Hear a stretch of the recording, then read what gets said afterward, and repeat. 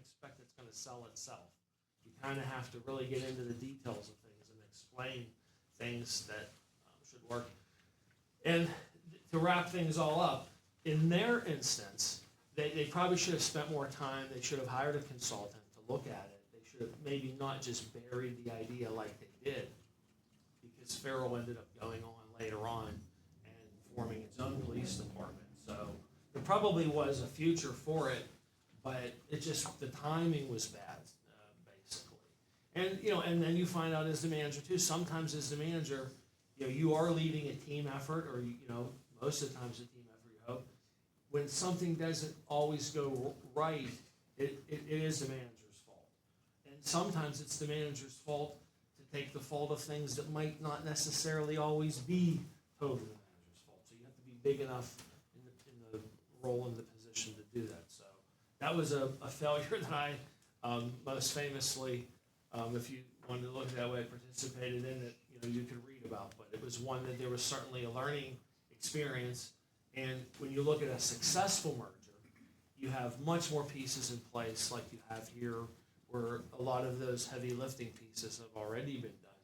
And so a lot of that's been vetted. So congratulations to your community for how far along some of those pieces are, and to the team that's been working on that, because it fails in more places than it succeeds, it seems like. So that's who I am, and so I'm bringing to you what I believe to be,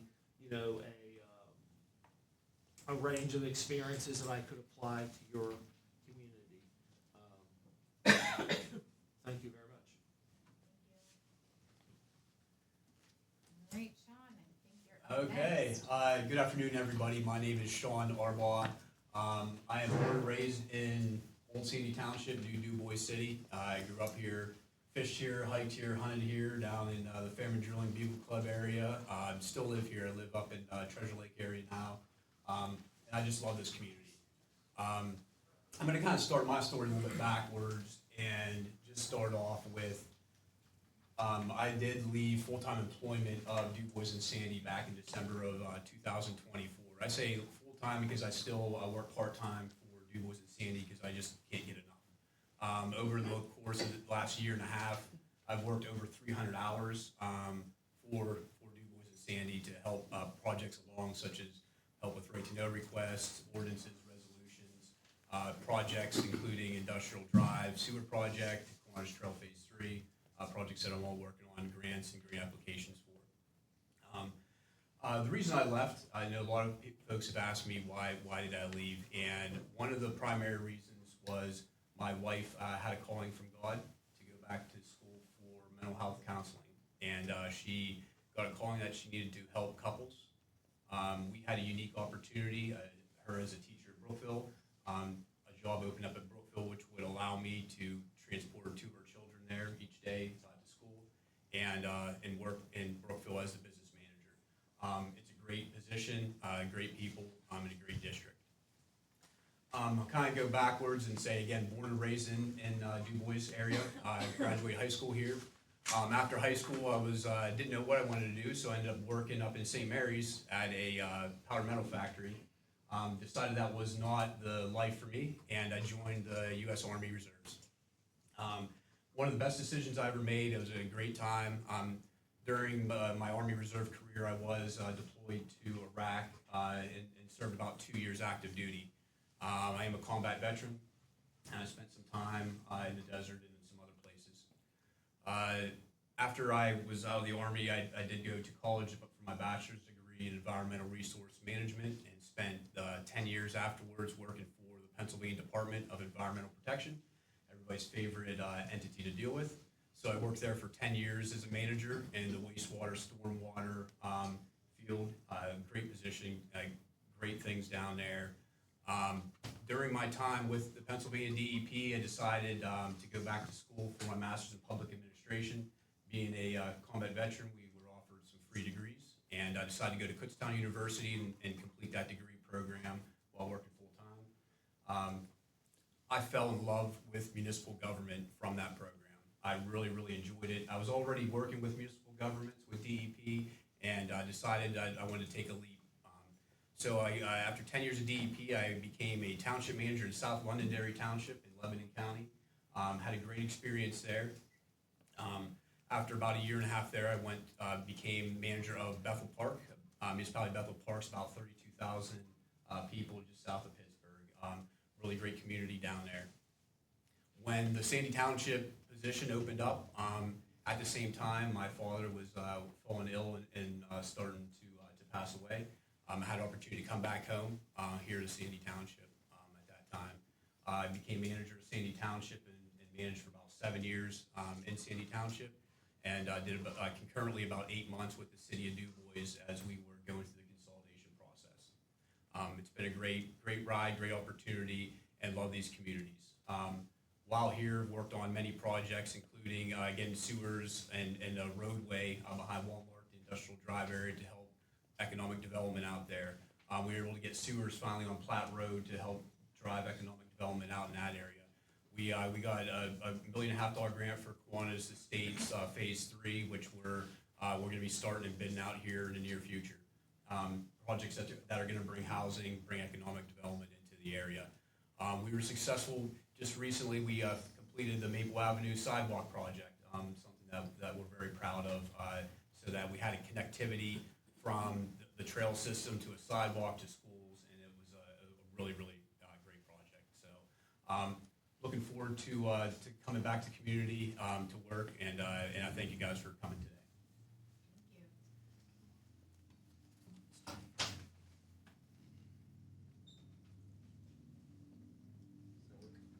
Yep, that's perfect.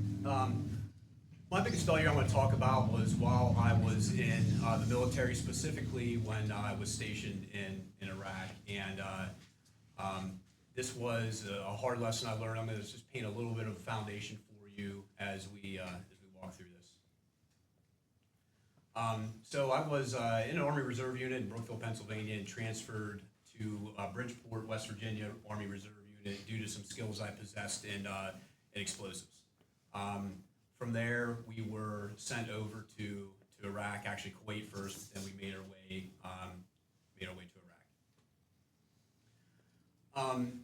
While in Iraq, I got to serve alongside some really dedicated, great soldiers, and we had the opportunity to build the first floating bridge across the Diola River to cross the Marines into Baghdad under enemy fire. So first time since World War II.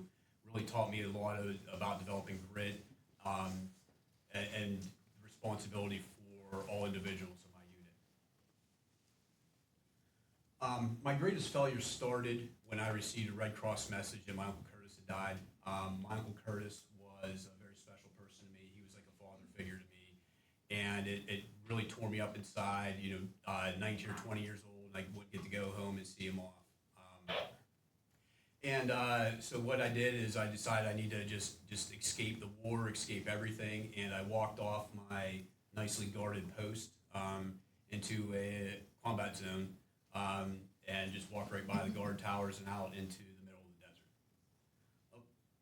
I wasn't overly concerned. It was the middle of the desert, you could see for miles, and also we were stationed next to a 200-foot tall, empty, shelled-out building. You could see for 50 to 100 miles in the desert, so wasn't too worried about getting lost or anything along those lines. While out there, I found a beautiful oasis, and about 2 miles out, and I sat down and just enjoyed that peace and quiet, away from war, reflect on my uncle, and think about life. Unfortunately, that serenity quickly was usurped, and suddenly a sandstorm struck. Visibility was zero, the tower was gone, and I was lost in the middle of the desert in an active combat zone. Dropping to the ground, I searched for ways to try to find my way back. Unfortunately, the event, just due to the temperature drop, caused all kinds of creatures to come out, scorpions and other venomous snakes.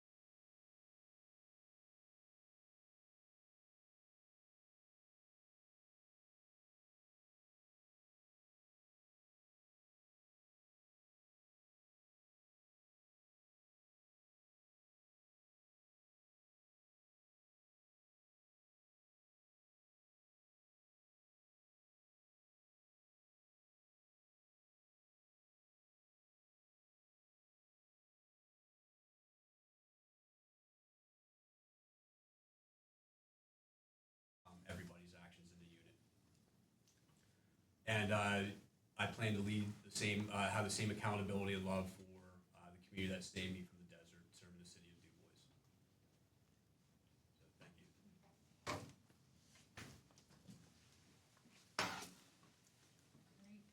Joe, you're up next. Good afternoon, everyone. My name is Joe Fleming, and I'm from the city of St. Mary's. Currently still the city manager for the city, and it's not so much about me leave St. Mary's, it's more about what I could do for Dubois.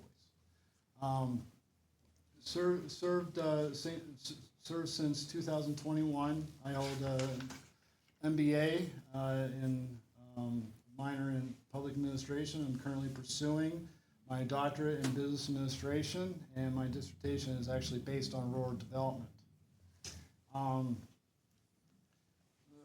Let's see.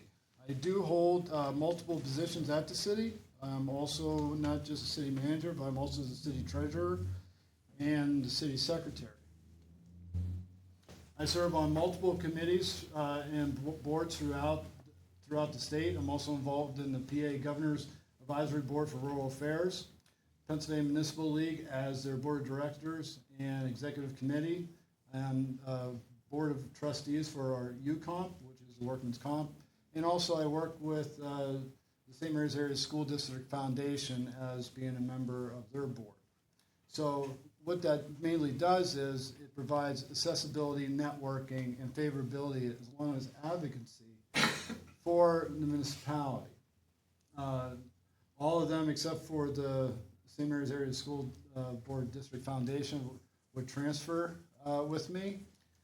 In this way would cause advocacy and investments and reaching out to see what further funding that we can get either at the state level or the federal level. In St. Mary's, we've been very successful.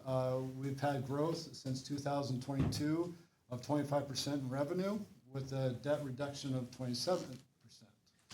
And also I haven't raised any taxes on operational expenses through that time. So I haven't had any requests of council on any rise of taxes. And due to the fact that when we looked at building up, we were looking at how we can best build up our economic development after going through and visiting efficiencies, any lacking that we had. In doing so, we found multiple policies that we wish to change that were approved through council. And now we're able to bring in even a corporate headquarters for manufacturing, actually called Nichols Portland, that we're actually able to get a PA Sites grant for that area to enhance the utilities of that. Also very supportive of our emergency services to where even getting hundreds of thousands of dollars for a new station for our local fire department. Also increased our communications digitally to where we have basically a digitally based radio communication, along with several surveillance cameras so that we're able to best look over the city, especially when incidents do.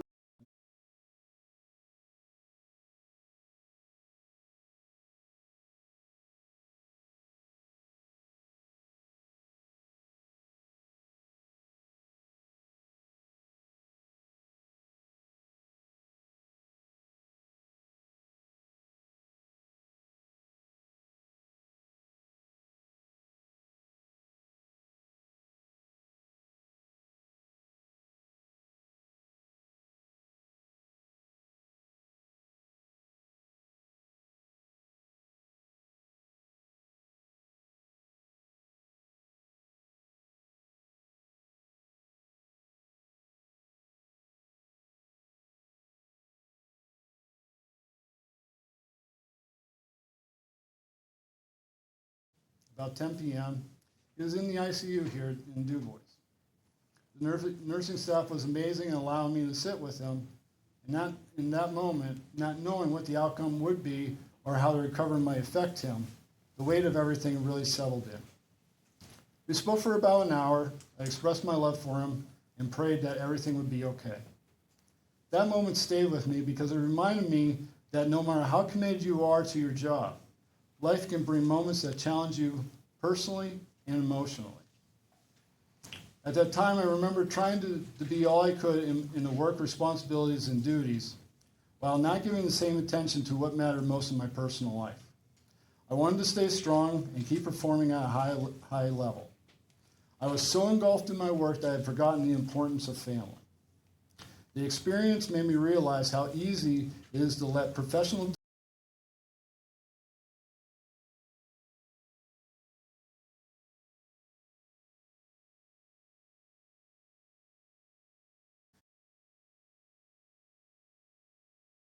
well. But that moment showed me that there has to be perspective. I can be deeply committed to public service, but still need to remember that I am a son, a husband, a father, a human being. What that experience taught me is that leadership is not about being organized, efficient, or doing everything one can to keep things moving. Those qualities matter, but they're not enough on their own. Leadership is also about staying grounded, being compassionate, understanding that people carry life with them every day, and never forgetting about family. That lesson changed the way I think about people I work with and the people I serve. It reminded me that staff members, residents, and elected officials all bring their own burden, fears, and responsibility into a room, whether they talk about them or not. When we lead with empathy, we create a better environment for trust, communication, and service. It also gave me a deeper appreciation for balance and humility. I think public service can sometimes encourage people to believe that being constantly available is the same thing as being effective. But that experience reminded me that the most meaningful commitments in life are not measured by hours worked or tasks completed. They are measured by presence, by value, and by whether we are showing up for the people who matter most. In many ways, that night in the ICU became a turning point for me because it forced me to slow down and remember that leadership and family are not separate parts of life. Honestly, they shape each other. So when I think back on that experience, I do not just remember fear or uncertainty. I remember love, gratitude, and clarity. I remember what I felt like to sit beside someone I care deeply about and realize that titles and responsibilities are temporary, but relationships are lasting. And I believe that made me a better city manager because it gave me more human perspective. And it reminded me that strong leadership is not only about making good decisions, it's about making them with compassion, humility, and an understanding of what really matters. If I were to sum it up, I would say that experience taught me this. The best leaders do not just manage organizations well. They also remember the people and relationship that give their work meaning. Thank you.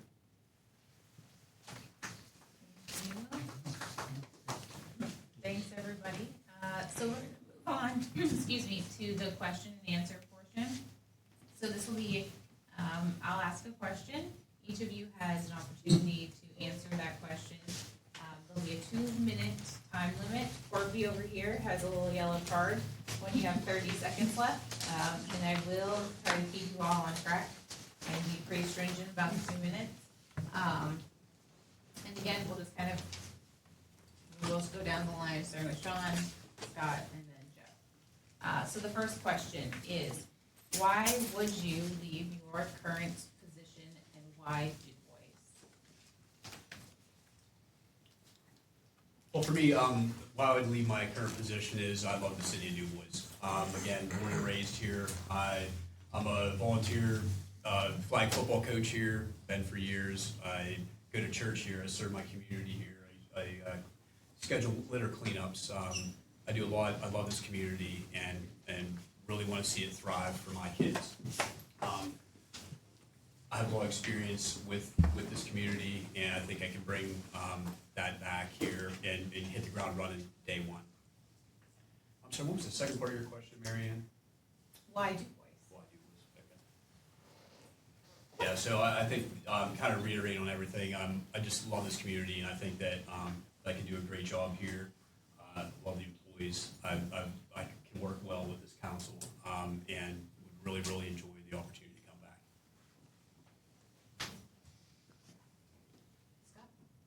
Scott? Thank you very much. The call of the question is, why would you leave your current employer? I've served local governments across western Pennsylvania for about 25 years, in addition to also being a licensed attorney. And at this point in my career, I've had some very long services that offered a lot of stability in a number of settings. And having come and grown up in western Pennsylvania,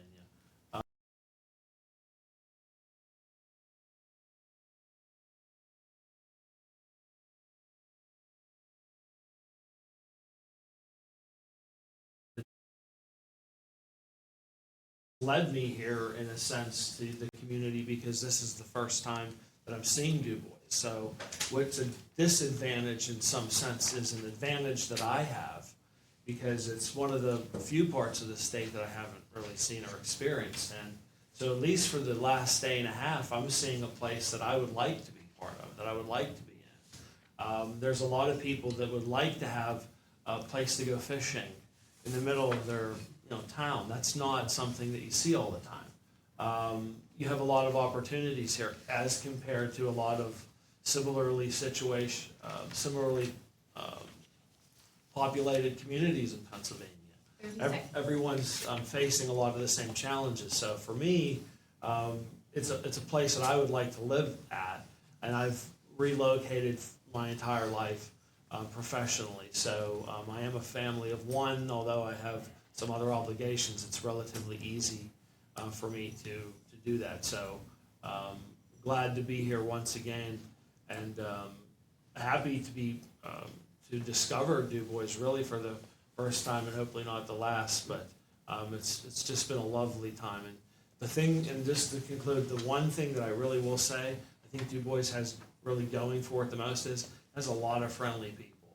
And I've been to a lot of places, and let me tell you, the last day and a half, I've met some wonderful people, either that is working for Dubois or people that are just working in the service industry, but I felt very welcomed here to your community. So I think you have a lot of great people, and that's something that you just can't get all the time. So I think you have a lot of great people, so thank you again. Joe?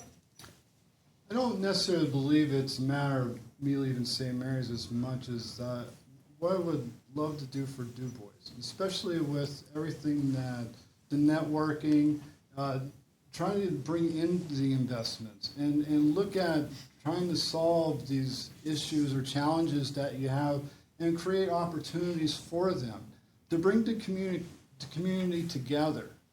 You're going through a difficult consolidation.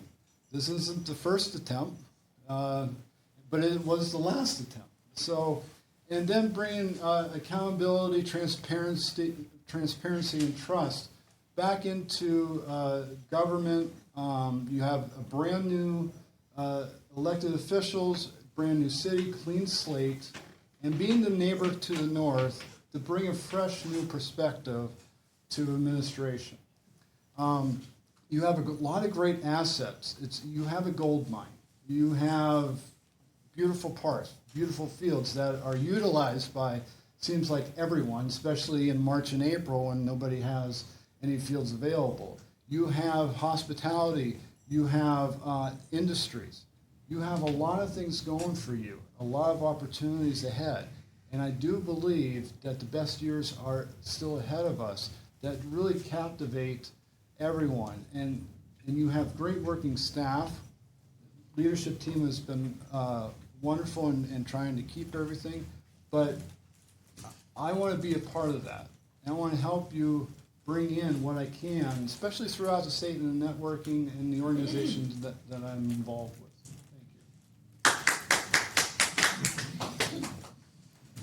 All right, the next question, Sean, back to you. What do you believe is the top priority for the new city of Dubois, and how would you go about implementing that? One of the top priorities I see is really reestablishing a good relationship with the employees and with the staff members and with the community. I know there's been a lot, watching the meetings, I can see some of the community dissent about coming together. People still kind of hold their ground. I live in Sandy Township, where I'm from the city of Dubois, and they hold very strongly to that. I think one of the things to bring that unity together that I would do is implement a couple different things. One is we use an app that I launched down in municipality of Bethel Park called the Savvy Citizen app. And it was a really great communicative tool with the community where we could push out notifications for things, meetings, other events going on, important information, those kind of things. And I think it helped keep our community informed without them having to navigate to a website and remember to look for certain things. So that was one thing that I thought could really help bring the community together. The other thing is just listening, just being available, being that empathetic listening ear. I didn't mention this earlier, but I have 51 out of 60 credits in my clinical mental health master's degree program also. So one of the things that I've been really doing a lot lately is listening. So listening to the folks, listening to the concerns in the community. And I would say my other priority is economic development. I think that we need to bring businesses and people here to the community to grow this community. We have lots of space, lots of opportunities, and I can see that, that's one of my number one priorities is to bring those businesses in, build houses, and get people here. Enforcement. It seems to me that all the good things that you have here, in terms of the housing stock, in terms of why someone wants to move here, and you can have all the natural beauty in the world, but code enforcement being a big part of that. Sometimes you need more staff in a particular department. Sometimes you might need new software. Sometimes you might just need another way of looking at it. But it's very much a legal process, and it's time consuming. There's a lot of communities that that have the same thing. But what I'll say is, you don't want to let it get out of hand. And so code enforcement is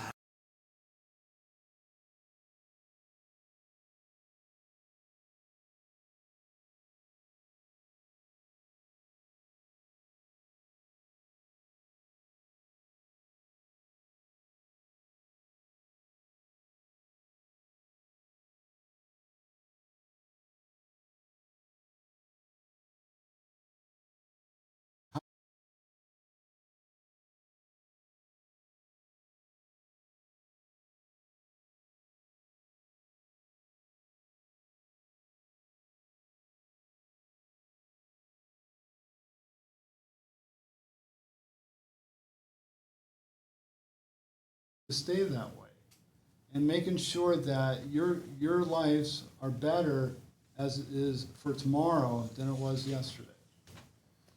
And so in turn, trying to take the burden away from the taxpayer and seeing what we can on moving forward without addressing any more need from already the dollar being stretched. But I think the biggest thing too is just making sure that we're aware of what the community wants and needs are, and making sure that we're listening. Thank you. All right, we'll start with Scott for this next question. What are your priorities, or what would you like to see in the first 6 months if you are hired? Sure, thank you. For me, especially not being from this part of the state and this part of the region, my priorities would be doing a lot of listening and learning. I've come to find out in a lot of different situations, a variety of environments, that the folks that have been part of organizations the longest, sometimes the people that have worked there the longest, you'll find that things happen a certain way for good reason. And so a lot of the times as a manager, your biggest mistake could be that you know best and that you know exactly what the answer is to a problem. And that's something that a lot of managers had to grow into, some of those mistakes. Certainly I've made them, but, at this point, having looked at a lot of complex problems, in a variety of contexts, I would say that I have the ability to look at something maybe with a fresh set of eyes and say, well, okay, that's interesting, maybe you can make it better. You may have a great idea that I can make better.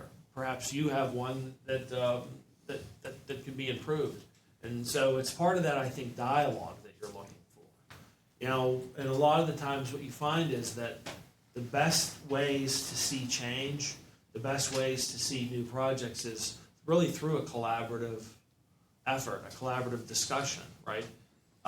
One that's respectful and so forth, but obviously the priorities become reflective in that regard because you have to really listen and then build on the strengths that are already there. And I think you have a lot of those here. So thank you very much. Joe, what do you next? I like to see positivity. I also like to see stability. This process here is one of the last major hurdles as you progress forth through completing transition. And so having someone permanent that is going to have the heart and soul of Dubois wherever that individual goes will mean a lot to the people. Because right now, management, it's temporary. But they're doing a great job, but still need that permanent person. But also, what's the feedback from the community? What are we seeing? Yes, of course, going into July and August, it does start the budget season. So we are setting priorities. We're also seeing what's the effect on the community.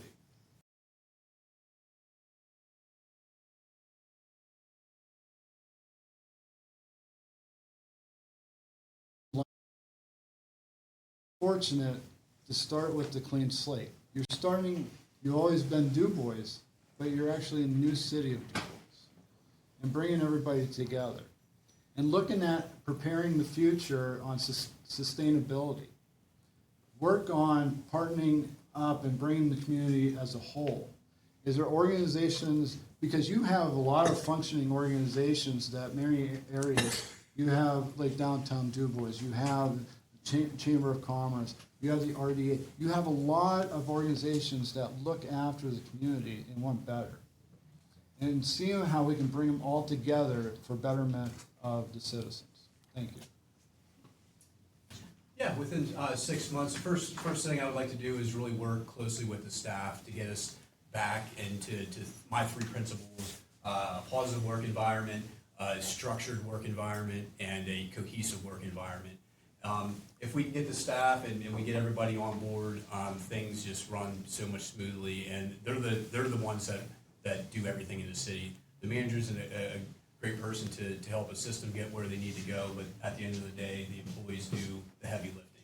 And I always like to remember that because that's the team we need to build. My other priority would be actually creating a list of priorities. I want to make sure that we have a list of priorities that council has approved, that the public has had input on, that we can attack aggressively. So our number one goal, maybe it's economic development in downtown, that we aggressively seek grants for that priority, but we create that list within that 6 months so that we know where our focus should be. Another priority of mine would be to make sure that we start on our capital planning. We really need to create those long-term capital plans to figure out what kind of monies we need, how do we attack, and how we fix our infrastructure that we have some failing areas for. I would also love to dig into the finances to ensure we're doing everything as efficient as possible. To review those in great detail in that first 6 month time frame, go through those, see if there's any way that we can be more efficient or improve in any manner. Those are the things I would like to accomplish within 6 months. Thank you. We'll go back to Scott for this next question. The community needs well-paying, long-lasting jobs. 2 or more current council members would like to have data centers or an Amazon distribution center or something similar to provide that need. However, there is a percentage of the community that is very much opposed to implementing these despite the number of jobs they could create. What is your personal opinion regarding data centers, and how would you respond to those who oppose? And how would you address the need for well-paying jobs in the area? What I would first say is that I would resist giving my own personal opinion to the degree that I could as the manager.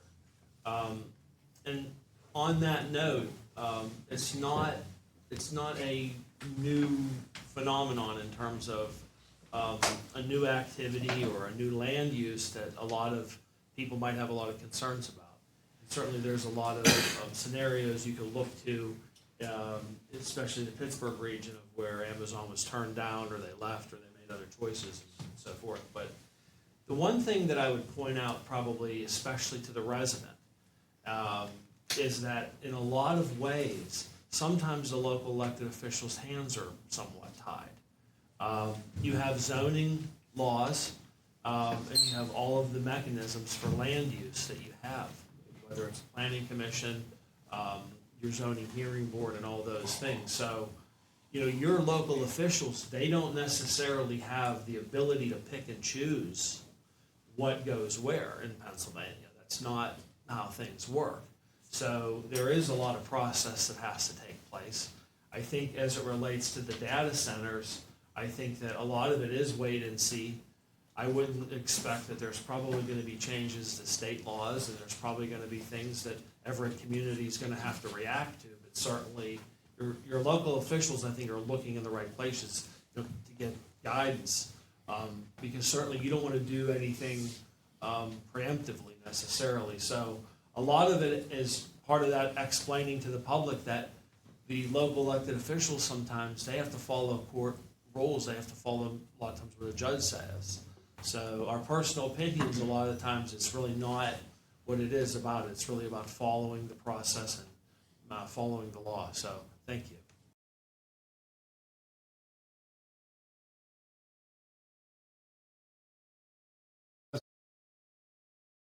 Distribution centers. Data centers is a very hot topic in Pennsylvania. And the role of city management is to provide and educate factual data, making sure that council is well informed on not just that issue, but all of issues, and making sure they're educated to the nth degree. You also need to have the solicitor involved, especially when dealing with a lot of this. There is some legal matters that come into play. Yes, zoning can, but from an end of city management, it's not.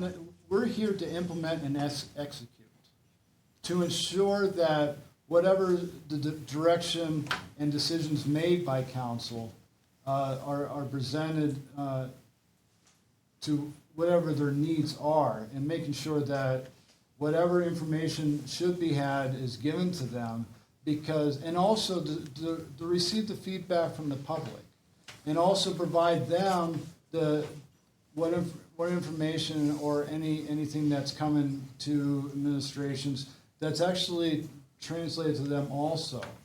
So in a matter of high-paying jobs and recruitment, it's actually somewhat flattering that Dubois would be but also to making sure that it's the right fit for the community. It's the right fit for all of you. It's not just for corporate America, but we're also dealing with communities. Thank you. Yeah, I think the first thing, if a data center wanted to come to the area, we would want to see the proposed location, see if it even remotely fits what the area would be. The second thing is that we want that entity to come in to give a public hearing, talk about what they're going to do, what resources they're going to utilize, and hear from the public, hear what questions they have. I think when you get a presentation together with the community, with the council members, where they can ask questions and understand all the implications, that will help guide decisions on the data center. So it's great to have high-paying jobs, but not at the cost of the environment or some kind of issues for Sandy Township residents if there are issues associated with it. The one thing that we have looked at for high-paying jobs is new emerging fields.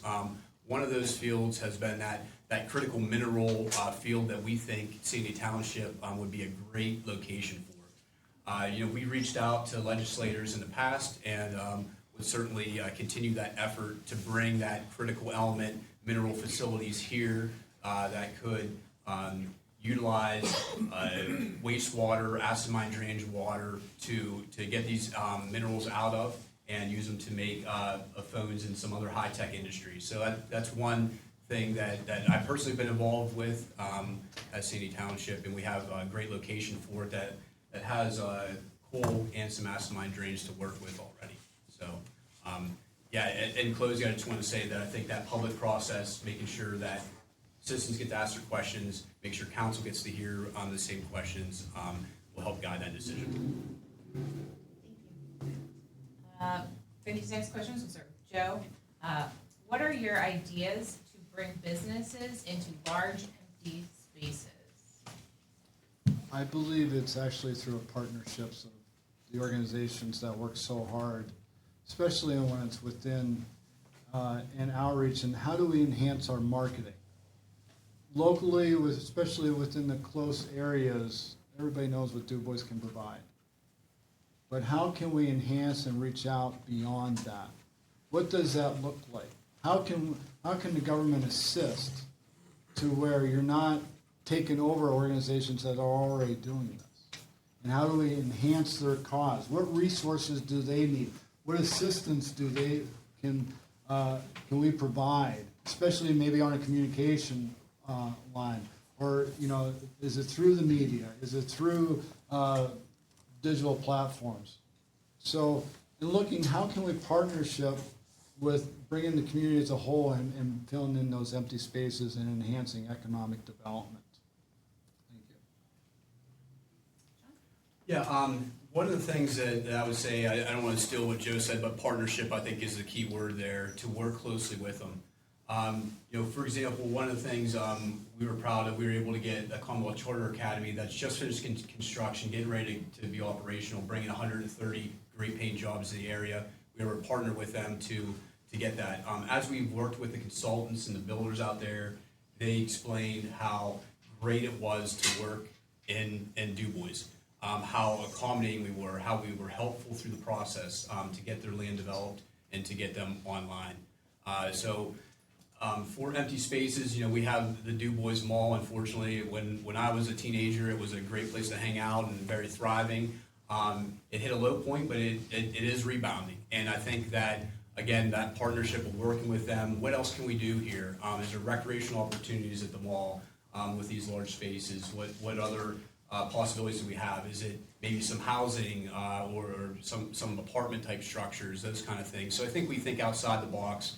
We make sure our zoning is adequate and that we're able to change zoning if needed to what the community needs are and how to develop these large spaces. Thank you. The first answer that I would give to that is really depending on whether or not there's some environmental damage as to why a property's large and undeveloped. I don't know that that's the problem necessarily all the time, but I could just say that where a property is large and undeveloped and there's some type of environmental issue there or an environmental remediation that has to happen, then that becomes a very long process that is really part of the public process to understand it. So assuming that that's not what it is, and I hope that that isn't, in my, observations of your community, just being here for the last few days, is like, I don't know that you have a lot of that. I see a lot of green space. So I feel like the green space that you do have, you have to protect that in ways and develop around it in ways that make sense. In a lot of communities, what's happening is you can go from community to community, and you really can't tell the difference necessarily because all of the shopping centers tend to look the same and so forth. A lot of the time, you don't have anything to do with that. In this community, what I noticed is for instance, yeah, sure, you have a Walmart, it's by the McDonald's, but it's a right size for the community. It's not sprawl. It's not hard to get around. A lot of people value being able to get around. Not everybody wants to live in a place where it's becoming more urban sprawl. And so a lot of that has to do with planning that way. So I think to the degree that you have open space to develop, you have to be very careful as to how you do that. You have to work with the community because, once it's gone, it's gone. So you want to try to conserve as much of that as you can. Thank you. Joe, the community is a prime location for recreation and tourism located in the middle of the Pennsylvania wilds with access to many nearby parks, lakes, and other things. How would you promote Dubois as a place to be or play, work, and stay, and still preserve and protect the agricultural areas of the new city of Du Bois? Du Bois is an actual beautiful location. I don't think we have to advertise so much about the ball fields because I swear they're played on every single day that they can. And you have some beautiful facilities, and in ensuring, it kind of goes back is how do we make that area larger? I know from even being just a little north, how much traffic from St. Mary's comes into Du Bois on any given week, any given weekend. We provide a lot coming down, and even for myself, it's very easy to talk about, especially when we're looking at hospitalities, when you're looking at your recreational entities. And so it becomes a prime location. How do we actually promote that further? Because not only you have the College Little League or College World Series here, smaller schools, you have Little Leagues are looking to play here. You're having, so in essence, are we able to actually expand that even further? Are we able to look at that? It's if you're here, it's almost self-promoting. But how do we express that beyond the city limit? Beyond Clearfield County? So, in looking at the social media platforms, this is very popular everywhere. But looking at the technological advances that are going on now to actually help communities, especially in communicating this word out. So in essence, advertising, marketing is very key.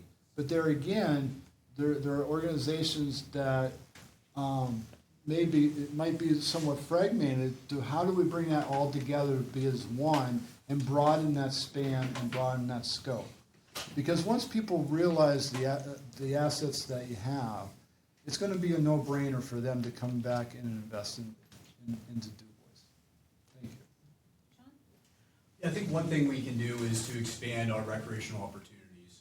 So one really great project that's just starting out, it's in its infancy, so it's got a ways to go, is an access road behind Doolittle's for recreational growth opportunities back there. So we can see in the future some kind of indoor athletic facility. This area is awesome. We have a lot of great outdoor activities, but winter's long, so it'll be really, really great to have something indoors.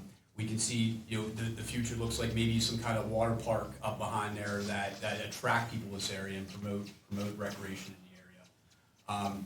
One other thing I think we're missing is a potential for ATVs. I think we are in a location that really, really, really could benefit from a really good ATV program. Trails certain locations to make sure that they're not interfering with residents, but I think we have an opportunity there to really promote our area and create a new economic development opportunities through recreation. We have lots of people doing it now. Unfortunately, it's not always legal, but so let's make it legal and do those kind of things. And I'll say, work with our partners, work with those folks in the community, the Dr. Rices, those kind of folks that want to invest in the community to build this kind of infrastructure. We need to work with them, partner with them to promote that recreational opportunities here. And then lastly, one thing we're working on, and someday it's going to come to fruition, is a connection to the Wolf Creek Rails and Trails from the Dubois City Park. We get that done, that's really going to expand. Someday you can go from Dubois all the way up to Clarion and Ridgeway on the rails and trails. Thank you. The call of the question pertains with my last answer I led into about conservation of the natural resources that you do have. And so I think it leads me to say that one of the first tools that you have is really your zoning piece, because some of your land could be zoned conservation district. So I think as a community, you really do have to be very protective about open space and how it is developed. And I would also add that in terms of whether it's a mall, whether it's a property that's fallen into disrepair, it's become a big problem now with some property owners are being criminally charged. Owners of a shopping mall, I don't know whether you're familiar, at Pittsburgh Mills, and the roads are falling apart, and it's just terrible. So you don't want things to get that far out of hand. But what I will say is that to the degree that you can partner with local organizations, for instance, in Allegheny County, there's an organization called the Allegheny Land Trust, and it's a nonprofit entity. Basically, its core mission is to acquire properties just for natural preservation. And in the one case I know of, it was an old golf course that basically became, a habitat now. So, you have to, and it starts with your comprehensive plan. Every community has one. A lot of the times it doesn't get updated necessarily, but it's always good that you can have a plan to point to as a comprehensive plan that says, this is how we view open space, this is what we would like to see. And that's part of that becomes a public entree in to participating in local government to put that in that plan. But definitely you have to conserve what you have and be cautious, as many people found out that not all that glitters is gold so much in some cases. Thank you. Thank you. Next question will go to Sean. This role requires a high level of dedication to both city operations and employee support. Given this position may involve relocation and or maintaining current outside employment commitments, how will you balance those responsibilities and ensure you remain fully committed and available to the employees and city of Dubois? Additionally, how would you navigate friendships that will form that may cause conflicts of interest or show the appearance of favoritism when a close friendship is formed with a contractor, council member, business owner, and the like? So I'll talk first to the dedications, operations, and employee support. And I like to lead by example, so I'll give an example of a scenario we had. Our employees really, Public Works Department in Sandy Township really wanted off on Fridays. They wanted to do 4 10-hour shifts during the working year, and we had a little bit of a hole on Fridays if this was going to happen, which we have a sewer treatment plant that someone needed to visit every day. So we got the employees to get the go to Monday through Thursday and have Fridays off, and I took responsibility for doing the sewer plant work on Fridays. It was a humbling experience, especially a couple times that I called because I had sludge spraying all over in the raw sewage, and I had to humble myself to call my employee and ask him how to get this resolved. But those are the kind of things I do to support the employees, whatever we can.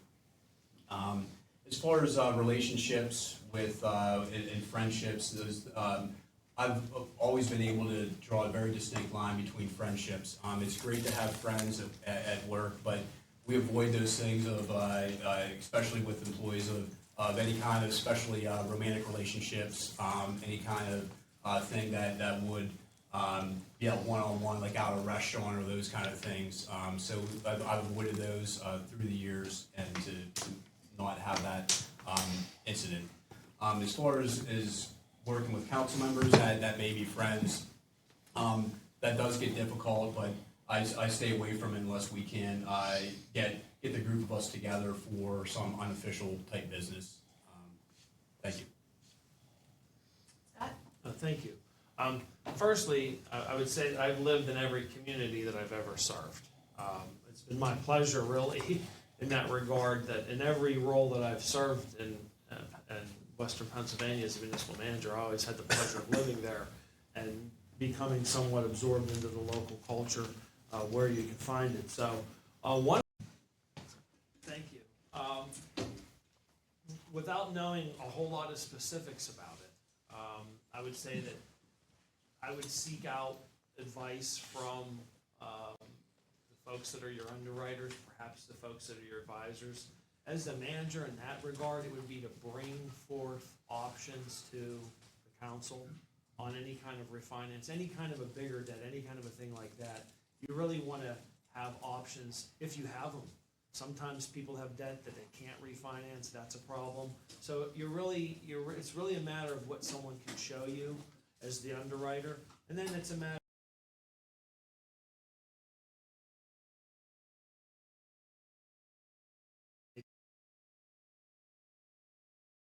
of a cost to doing that. So a lot of that is take the advice that you probably already have access to, and then you talk through that with your public officials, and then that becomes part of your budget process too. Thank you. I would look at, when looking at the budget to pay it down, and actually this is one of the things that we've been able to do in St. Mary's, especially paying down the debt while gaining revenue. Where can we actually get to where intergovernmental transfers and funding? How can the state and federal help us in ways that it doesn't take away from the municipality? But also, let's evaluate the budget and see how efficiencies are being ran. See how operations is to where, so that we don't have to keep going back and burden the taxpayer. So, thank you.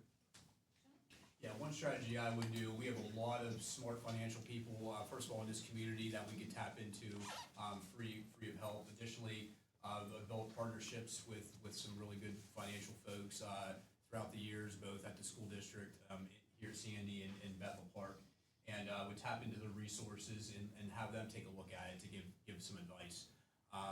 Additionally, one of the things, Joe mentioned it too, is to really dig into that budget, dig into our expenditures.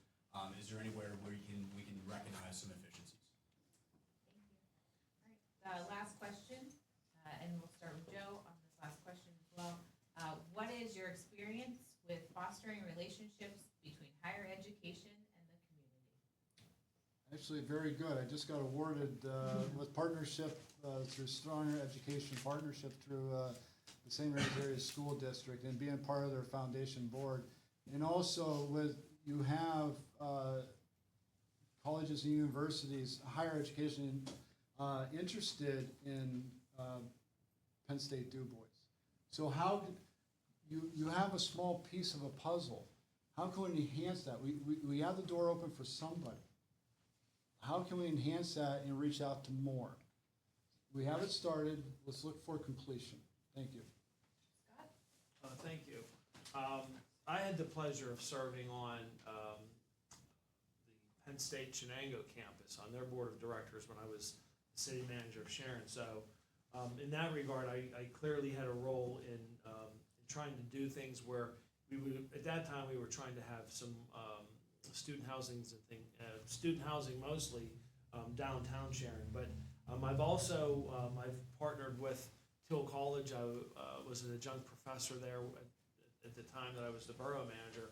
A lot of it has to do with having conversations with your peer at the university, setting realistic goals. A lot of the times you'll find that there might be some grant funding that's available. Sometimes you may be able to form a program. One of the things local governments struggle with is new people coming in, people that want to learn how to be an administrator, sometimes learn how to be a policeman even, and all the things that go with it. So if you can partner with your educational institutions, you can have a feeder system where you could show someone that they can have a career in local government through those kinds of partnerships and programs. So to the degree that you can do it, you most definitely should. Thank you. Yeah, as far as fostering relationships, I was involved with a member of the Dubois Educational Foundation. I'm also currently a member of the Brookville educational foundation. So that's one way to foster those relationships is get involved with the school districts.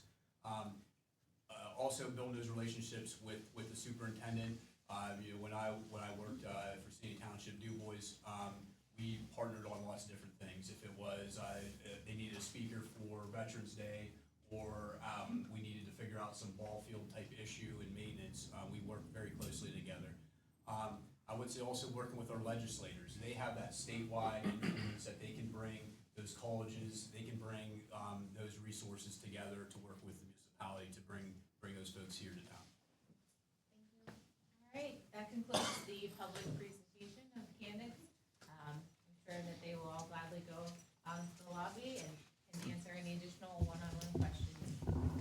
Ladies and gentlemen, I think we have to thank the three candidates. They did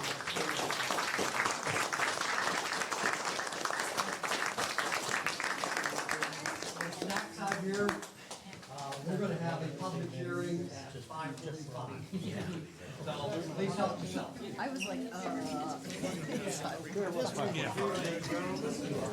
Good, how you been?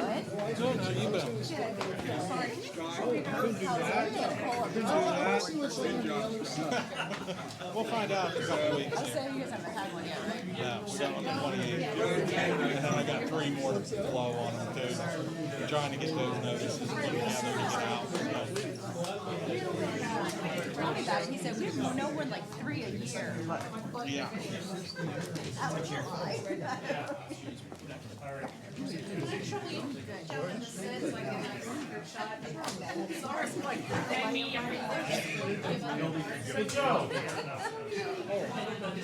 With me, holy hell, I don't blame. How you doing? All right.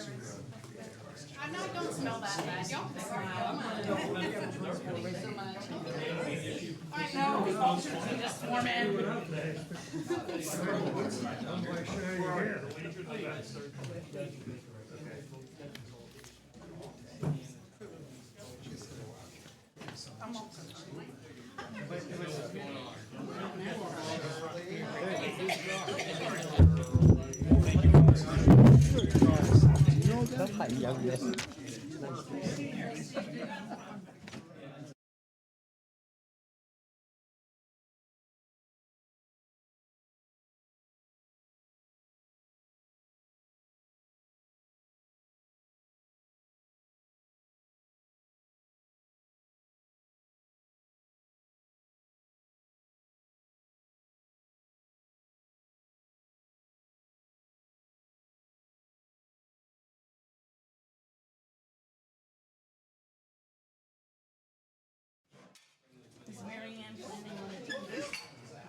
She was when I left her, we just gave her chemotherapy. I left her home, I got a quarantine here, she said she's gonna need it.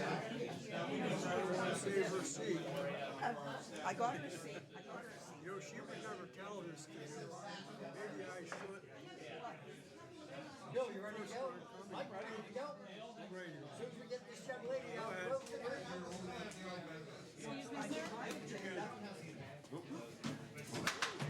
Ladies and gentlemen, I'm calling the public hearing to order, please.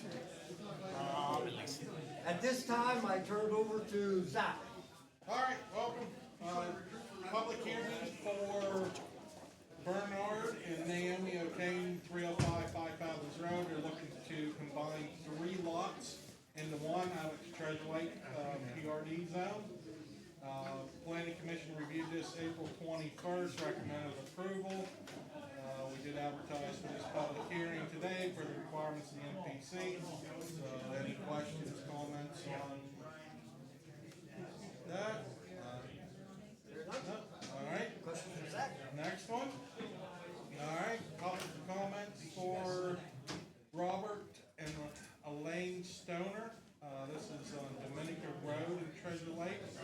They want to combine lot 431 and lot 432 into one. They plan on building on the property. So Planning Commission reviewed April 21st, recommended approval, and this meeting was advertised in the Courier for 2 weeks. So anybody comments on the Stoner? No comments? No comments? Good, good. Thank you very much. At 6 o'clock, we will call the order of the regular meeting of May 20th.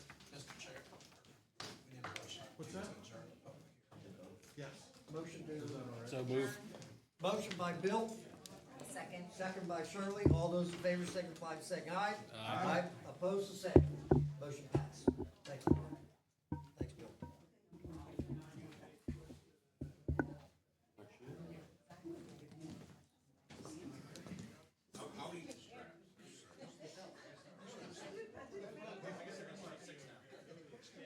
Help yourself to some snacks out there.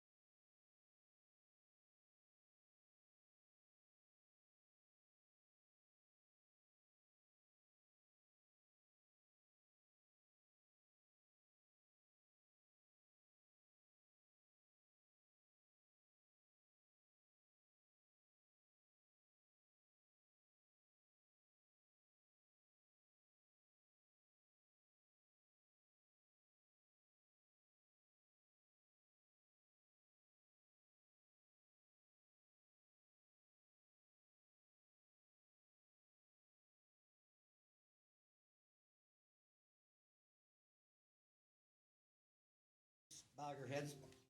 May the words of our hearts and our meditation be acceptable in thy sight, O Lord, our strength and our Redeemer. Be with us as we follow through, as we heard from outstanding candidates and outstanding questions from our citizens. In Jesus' name we pray. Amen. Thank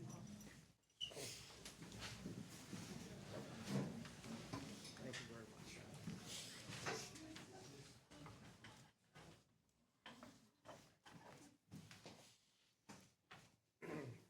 Ready? May I have the roll call, please? Beers. Here. DeRuge. Here. Malika. Here. Piccirillo. Here. Sullivan. Here. Whitaker. Here. Abbott. Here. Under announcements, if we have any of our delicious foods left, we will make that donation to the children at Pence Run. It's a wonderful organization, and we'll just make sure they get it to us. You are aware that we've had executive sessions for 3 nights going through interviews with our candidates. We did have an addition to our agenda, please. And Zach, you want to mention that? Sure, it's just an agreement resolution for an existing open pit mine, shale mine. It's not for a coal mine or anything. It's been here for about 40 years. We just need a resolution signed that the township's okay with it being within 100 feet of the road. And we'll add that under new business. Thank you, Zach. Motion to add to the agenda? Motion. So move. Second? Second. Bill, all those in favor signify by saying aye. Aye. Opposed, the same. Thank you very much. Ladies and gentlemen, at this time, it's public comments. If you are speaking, please come to the podium. Maybe Bill will help us move it out there a little bit. 5 minutes, and we'll go from there. If we have anybody speaking. Do we have anybody? Yeah. Under public comments on agenda items only, I have 0 people signed up to speak. Thank you very much. So we'll move on. We'll move on to the consent agenda. We already added the roadway variance. And it looks like we can go right down through the consent. Under Public Works, Scott, you have any comments you just want to make real quick? No, we wrapped up the Clear Run Road. Mother Nature didn't cooperate. We had to pave a little bit this week, maybe a little bit another week. But the road detours, everything's been removed this afternoon today. And come out really good. We just got some equipment we gotta get out of there tomorrow. Perfect. But the guys did a fantastic job out there. Yeah, please tell the guys, thank you very much. It looks wonderful. If you travel the back gate, it's what an improvement. Thank you. Chris, do you have anything for the police? Joe, do you have anything for fire? Not this time. Thank you, sir. I appreciate that. Upcoming events, we do have Memorial Day 2026 on the calendar. If the public would please be aware that at 9 a.m., there will be a service at St. Catherine's Cemetery. At 11 a.m., there'll be a service at Morningside Cemetery. And at 1 p.m., there'll be a service at the Treasure Lake Veterans Memorial. Please keep our veterans and their families in your thoughts and prayers. Under proclamations, we're also going to talk about National Public Works Week and send a big thank you to our public works people. And also, we have EMS Week under proclamations. I would be remiss if I did not comment on what a wonderful church service that was held Sunday at St. Catherine's. It was to celebrate and honor our police, fire, and our first responders.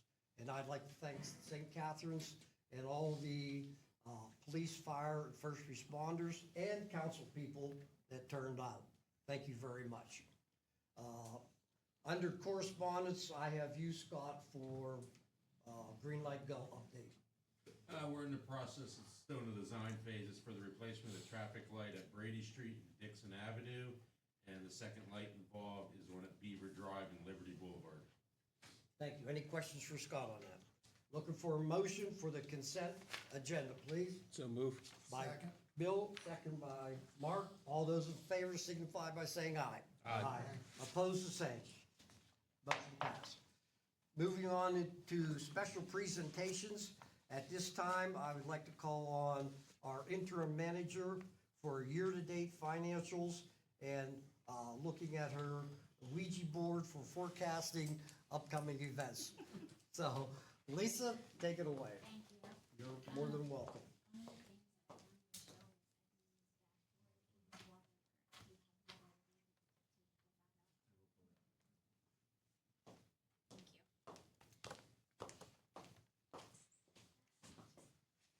Thank you all for having me tonight. It's cooler in here, so I'm going to keep you for a while. I feel like that's a good idea. Tonight we're going to talk about stabilization and sustainability in the city of Dubois finances. I'm going to give an overview and just talk about why discipline matters right now in this community. A good roadmap doesn't promise an easy journey, but it provides direction, discipline, and the confidence to move forward together. And that's what we're going to talk about. Our agenda is we're going to just talk about financial stabilization. I want to give you our current cash position, talk about infrastructure and debt considerations, operational improvement, and then some priorities. I get nervous when I'm up here, so I need a breath. Can you turn that microphone around and put it up so it's just a little quiet? You speak softly. Will you be able to hear me if through the mic? Isn't the mic Yeah. on? Probably. Yeah. Yeah. Want me to speak louder? I just wanted you to speak into the mic. I mean, to flip the mic around.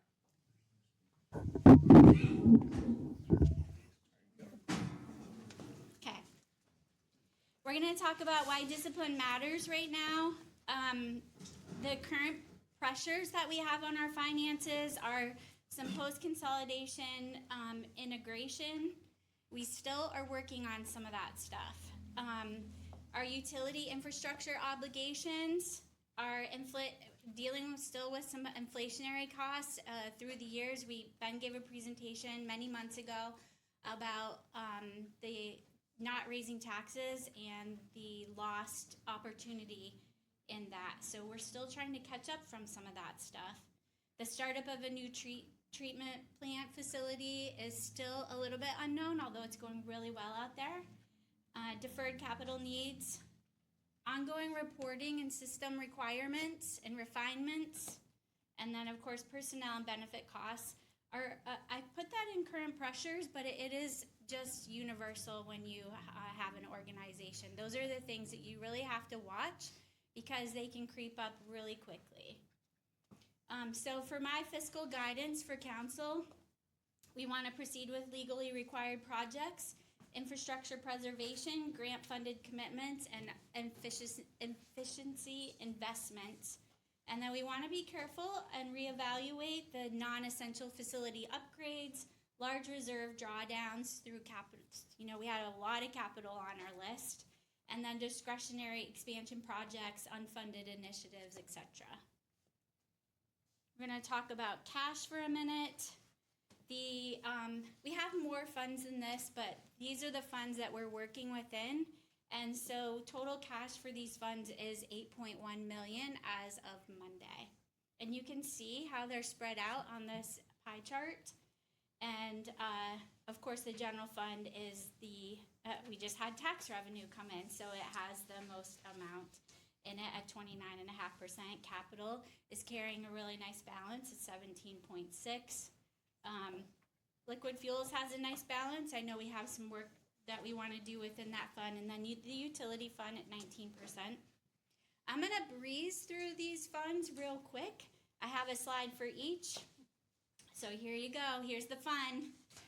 This isn't something that we'll need to do for every presentation, but we haven't done this for the new city finances. So I just want to give you a little overview when you're looking at the report and we talk about the varying funds, what they do and why.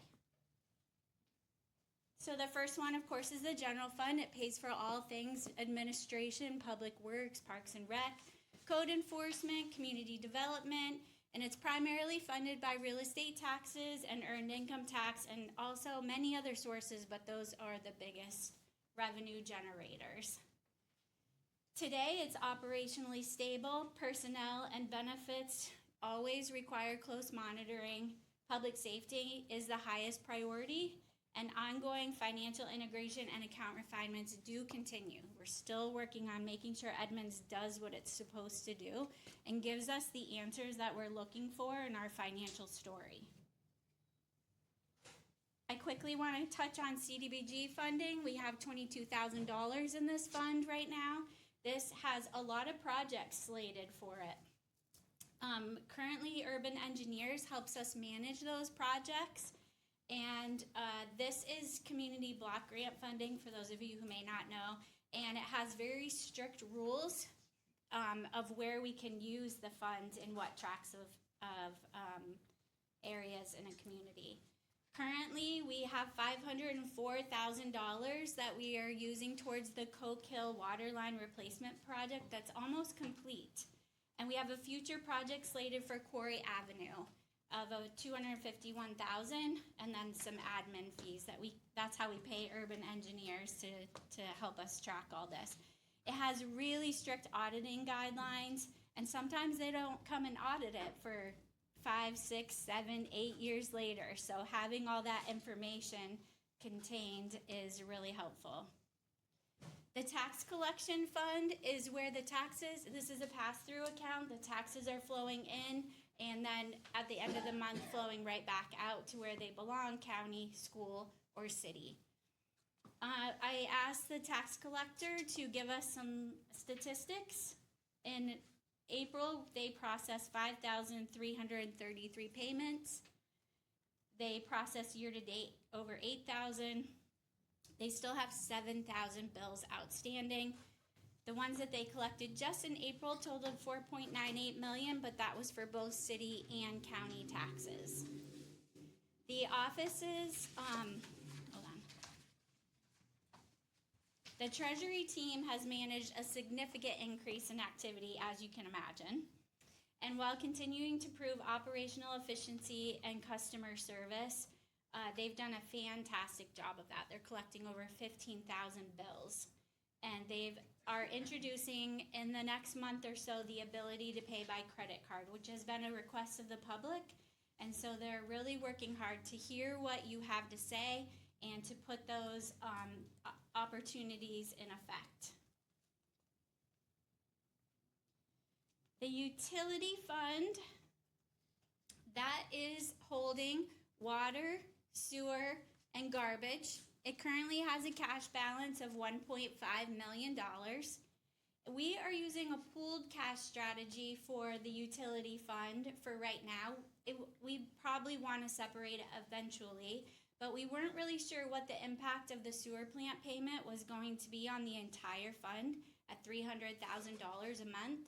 And we wanted to pool the cash so that we weren't putting pressure on just one fund and having to potentially cover it with other funds. In our system, we account for all three funds separately.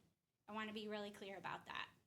In our system, we account for those funds separately, but in the bank, they are held jointly in pooled cash. We're continuing to improve the mapping in Edmonds following consolidation. We have had some problems in how things are linked within the system. And just today, Angela spent hours on the phone with Edmonds trying to figure out some of these funds and why we were putting the money in and the system was taking it right back out. So that doesn't work. My observations for utilities, our operations are stabilizing. It's a beautiful thing. We've had a little bit of a rough road with rates and things like that. And so that is getting smoother, and the ladies at the Treasury said people are understanding more, they're getting more positive comments, it's not been as frustrating for people, so I think that is a win. I also want to mention our partnership with Waterworth because they are a rate structure building platform, and they are giving us a lot of data. We're still working on creation with them, but they're giving us a lot of data to help us get to some really good rates, understanding with data why we charge what we charge, and then what projects are coming down the line. Could you show us water? So water, we don't have cash balances in here yet. They're still working on helping us build this out as well. But the rate structure, you can see you have this giant increase, and that is where we are planning a water treatment plant upgrade is going to have to happen around that time. So this is going to give us a lot of real-time information and then future planning information as we build this out. Joe has been helping with this a lot to get this teed up so that we can present the data frequently, because this will help us with inflation, show us if we move a project out 2 years, what it will cost us. Thank you. Just quickly, I'm going to breeze through some of these other funds. The library fund currently has $124,000 in it. That is solely funded by millage that's on the tax bill. A little bit of additional reserves were planned for in the tax millage for future capital needs for the library. And in fact, they were awarded grant funding through Keystone Grant for Public Libraries in the amount of $43,000 for a project that's $80,000. I think it's window replacement. Parks and Rec currently has $406,000 in it. This is funded by tax dollars as well, but also we receive donations for parks, field sponsorships, long-term leasing arrangements, and this fund is created to help with the newly formed Rec Authority will be able to enjoy having this fund. But also we know that the parks, not just the ball fields, but all the parks need upgrades. Scott talked to us about bathroom needs that are needed in the park this upcoming year, and so this can help fund those types of projects.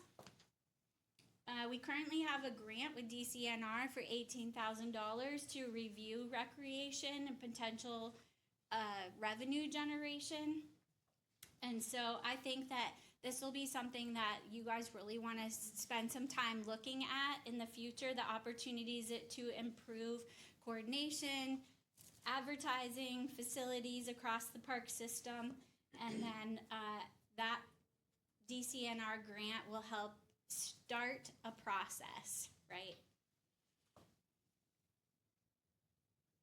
I just want you to know that we have a fire escrow fund and an on-lot sewer fund. These are just holding funds for when they're necessary for sewer enforcement or fire.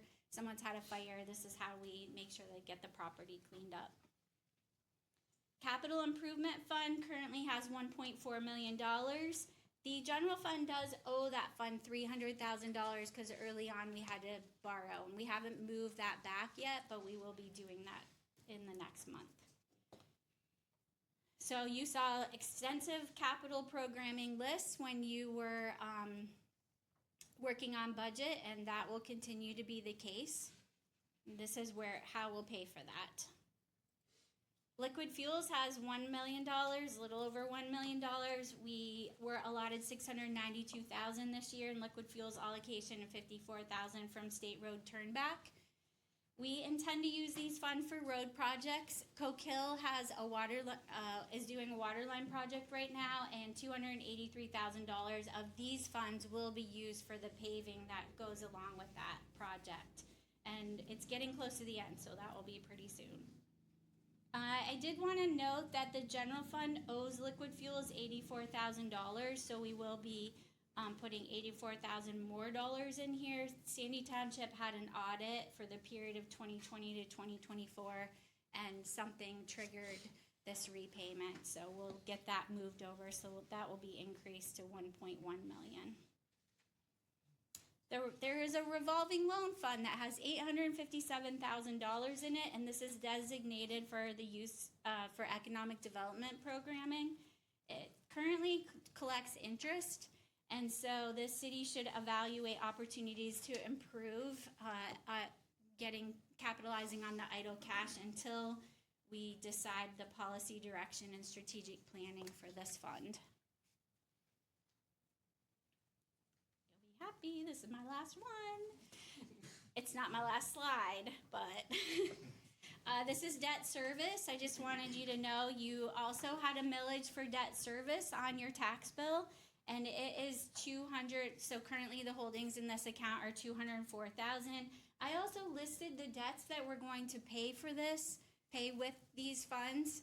We're paying for these ongoing, monthly, or every 2 times a year, or once a year, some of them. And so we've used general funds to make those payments up till now. So this is 204,000 is the collections that we've received in this fund for this year. I want to talk to you about a few wins because I always feel like the wins are important. That credit card implementation is a request that the community's asked for. We have made, even though we're still working on mapping and linking in Edmonds, we've made a lot of strides from when we first started. So I feel like we're really close to the finish line on getting all that fixed. The Recreation Authority coordination, I think that's a really cool project for you guys. Grant coordination efforts, we have a lot of grants. You just heard last meeting about $400 and some thousand from the SRBC, and it's really cool that these funds are flowing into the city of Dubois. We have a really cohesive staff. We just promoted our accounts payable clerk to finance administrator. Angela is here in the room tonight, and so she will be doing these presentations going forward. What we're building towards is protecting our services, preserving this and the stewardship of our infrastructure, improving the operational efficiencies every day, strengthening long-term reserves, that is really a goal, and modernizing our finance system so we can position ourselves for good growth. And the goal is not simply stability, but a thriving and modernized city structure. I'm burning through these because they told me to. We have a lot to do after this. The city is operationally stable through disciplined financial management. I know we've spent a lot of time talking about we don't have any money, we can't pay this. And while there's an element of always being watchful, I know you're all watchful over your own homes. And we have to do the same here. And so we do have funds coming in, but we also want to be mindful that we are not just like, oh, we have money, let's just spend. So currently liquidity is adequate, but it does require us being very watchful, good stewards. Long-term infrastructure, debt service, and capital replacement requires discipline. I feel like that's my word tonight. And even because consolidation work is still evolving, I feel like there are still some variables. While those are getting tighter, we just want to make sure that we're keeping in mind the things that we still have to do as a new community, which is really exciting. And so we just want to protect our long-term stability. Today we did a webinar. Capital Strategies did a webinar with some of our team members, and we talked about planning. And Lisa Schaefer from Real Talk Strategies, she said, it's not about being fancy, it's about being intentional so we don't leave the future to chance. And that really stuck with me about how intentional we have to be about our spending and our planning and just how we're gonna do business in this new city. I would like to show them the dashboard. Oh, okay.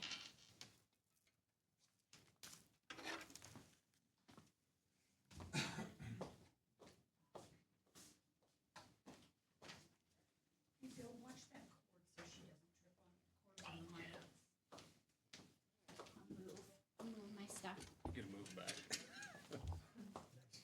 I'll take this.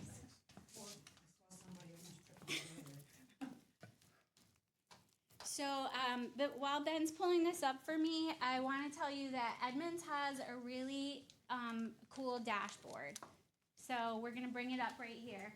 We have spent a lot of time with Edmunds refining this to give us the data that is really important to the work that we do every single day.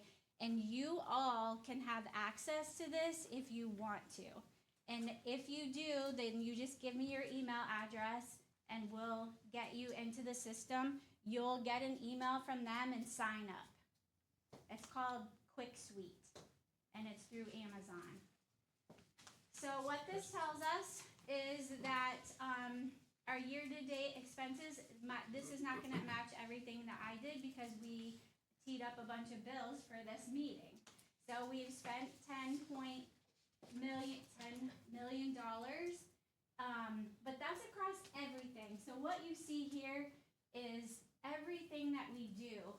So the thing that is an anomaly here is tax collection, because that's included in here, and if we need to take it out because it's double counting, because we're accepting it as a revenue in the tax collection account, we're expending it there and moving it where it belongs. So essentially we're saying we've collected this twice. So there is a way for us to get that out of there. I just don't know how to do it yet. But if you go a little bit, scroll up. Oh wait, I'm sorry, go to the management summary sheet. So this is what you'll see if you decide you want to get in the dashboard. We have received 28% of our planned revenue. We've received 41% of our planned revenues, and we've spent 28% of our planned expenses. This is across all those funds I just discussed with you. We can make this dashboard just general fund if we want to, just utility fund. So you can go in there and play with that yourself. If you would scroll up a little bit here, sorry, down, whichever. So here's where you can see your expenses and revenues by department. Red looks ugly, but it's because we didn't plan a revenue there and we received something. So it's just saying, well, you received way more than you planned or you spent. And in the fire escrow, we didn't plan to receive or spend. So we didn't budget anything, that's why it's red. We received and then we spent it out because they cleaned up. So you can get a snapshot here of the revenues and expenses in real time. And if you would go a little bit further down, there's also some comparisons, which is fun to have your revenues and expenses side by side. But then here's all your cash balances for all those funds I just discussed with you. And so while we will continue to put the profit and loss or statement of revenues and expenses in the agenda, you all can get into this anytime you would like to, ask questions, be informed, and so you just let me know if you want to do that. All right, I'll take all your questions now, all of your questions.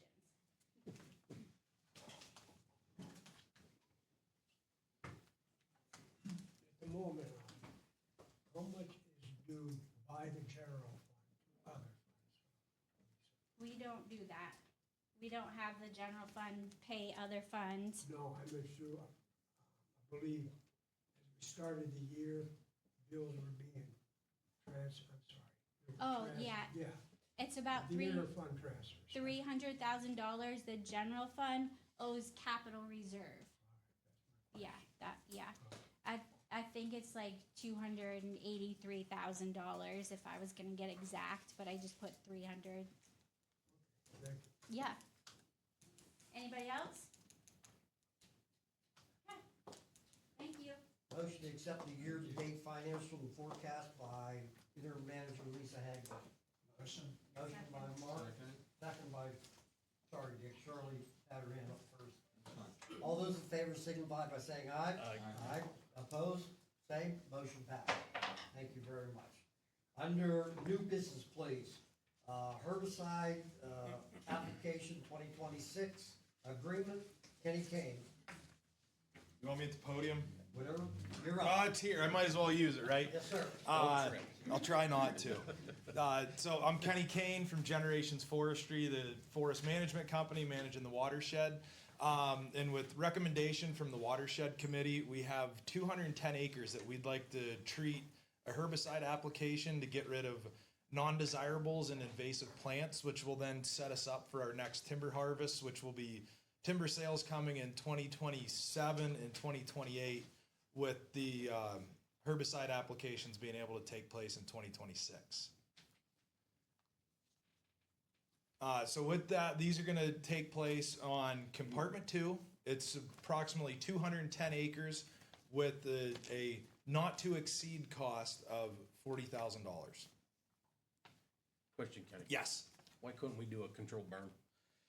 Due to regulation within Pennsylvania. So the way the law is in PA, even though the city is public land, the way that the forest fire law, I don't know if it's law or regulation is run by the DCNR, we would have to then hire a burn boss, which the only private sector burn bosses are DCNR employees that do it on the weekend.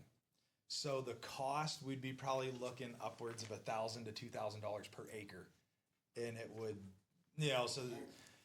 which it's a great tool to use, but the cost of it is excessive. They are trying to work on being able for us to use it on private land, but the liability that comes with it is absolutely insane. Isn't there issues because of I-80? Yes, and that is one with I-80, the smoke concern, and someone piles up a truck and then it's our fault. Yeah, but they don't care on the other side of the county. No. Right. And that's where I'll say the state can get away with it. We can't. So that is okay. Real good question, Bill. Absolutely. Yes.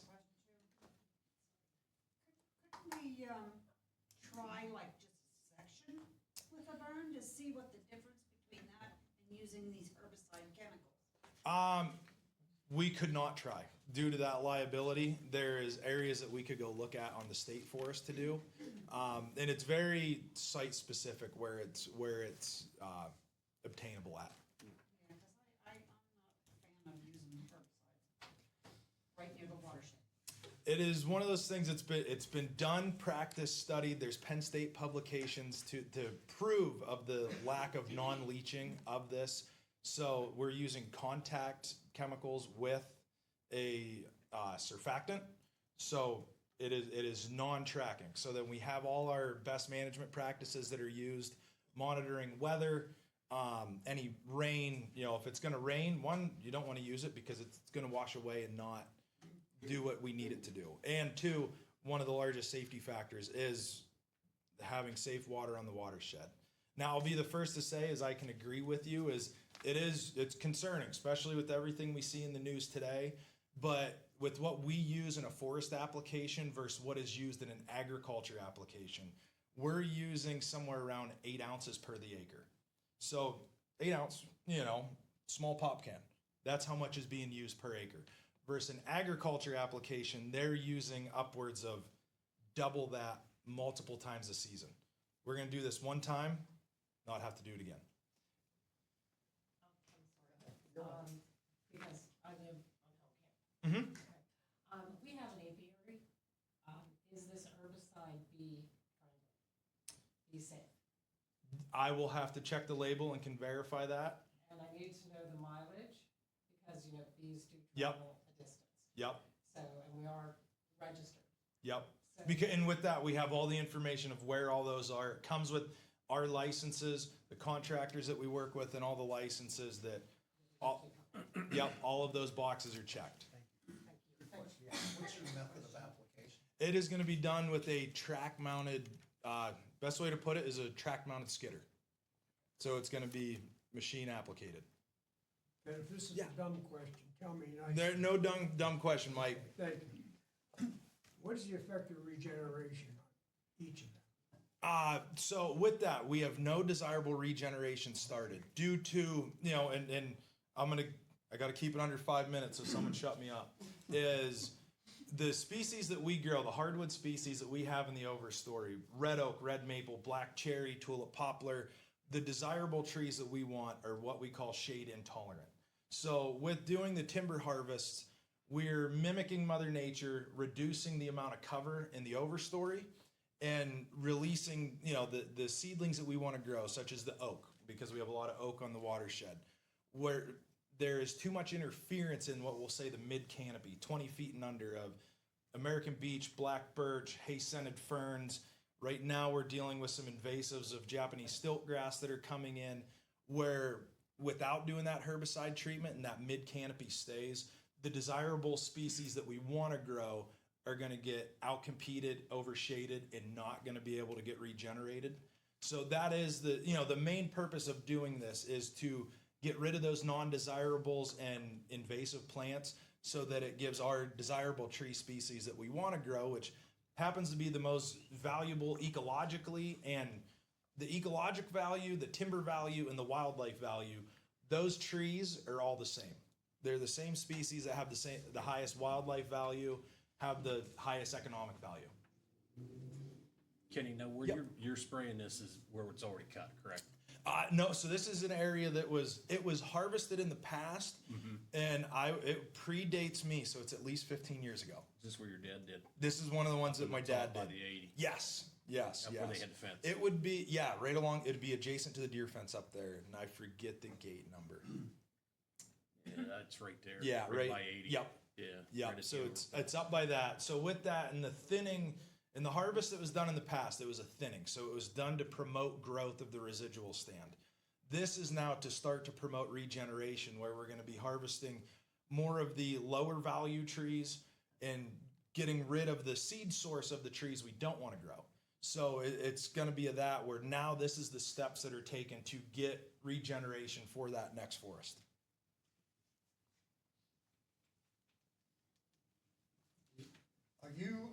Is that out along Anderson Creek when you make the left-hand turn to the reservoir?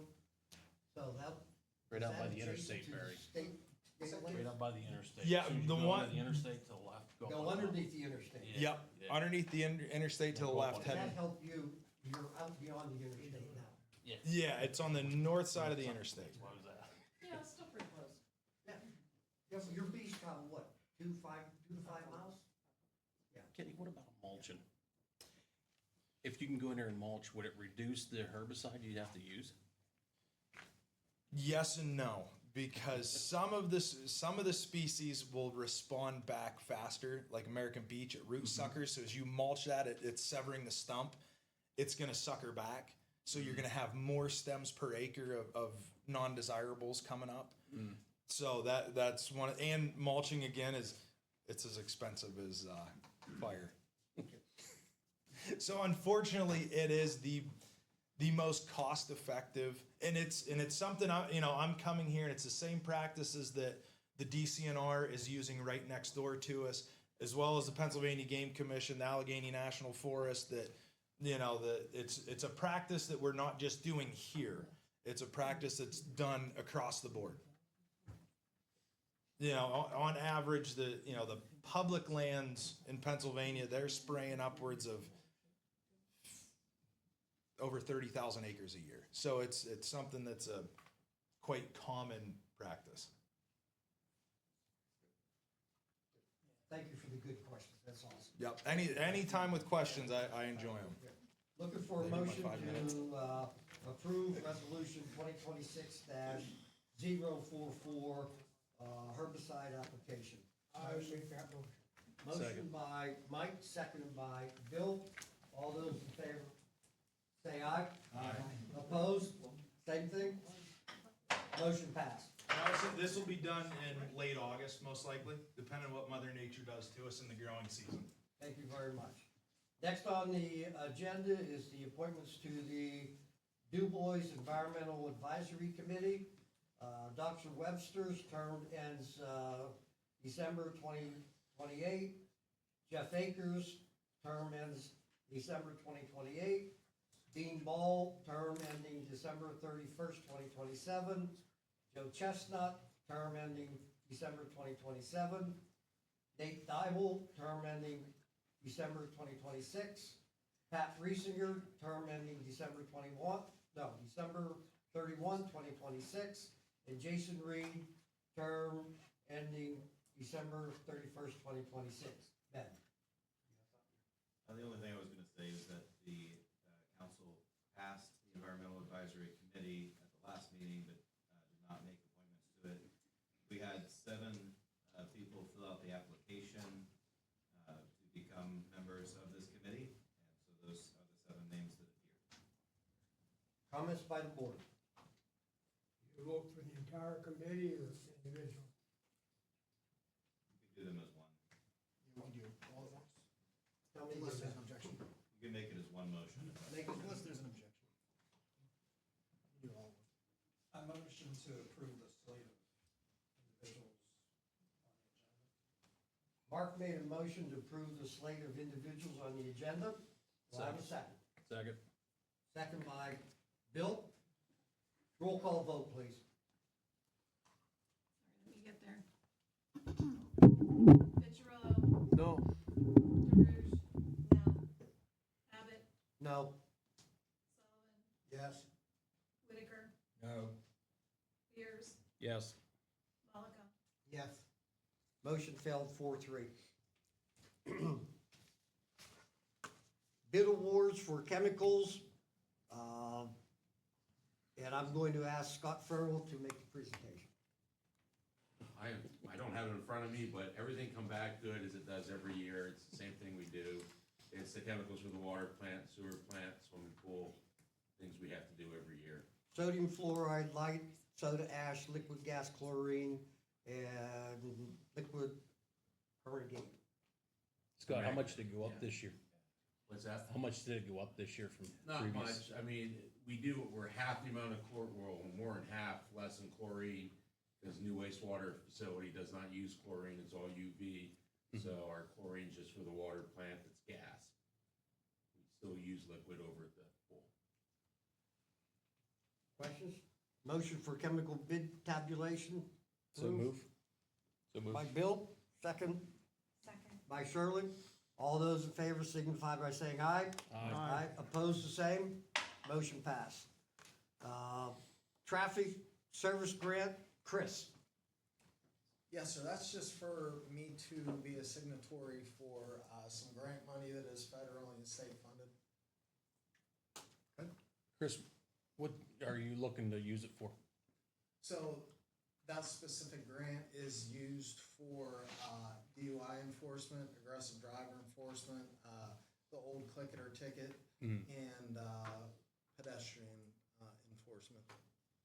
So basically what it's used for is the state and federal funds will be used for our officers to work overtime to designate towards all that enforcement.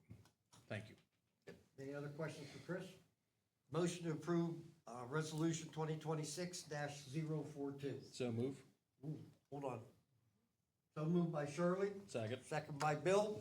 All those in favor signify by saying aye. Aye. Opposed, the same. Motion passed. New city defined by contribution pension. Interim manager, Lisa. Thank you. So we've worked really hard to figure out the pension plans, and this pension plan is a defined contribution plan that is set up through PSAB and the MRT to accommodate any new hires within the new city that are non-uniform. So I'm asking that you approve the resolution and the plan document so that when we hire a new manager, we have a pension plan to put them in. So we are going to combine the resolution and the documentation in one motion. Correct.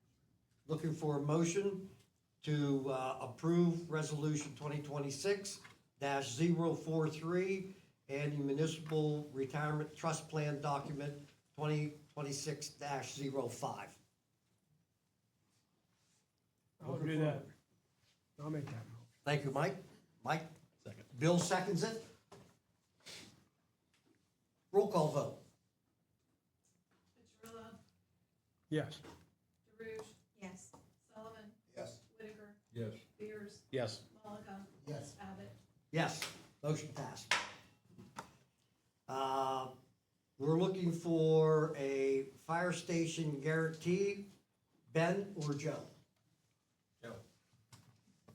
This is the culmination of about 6 years of meeting and discussing how we were going to bring all 9 companies under one department.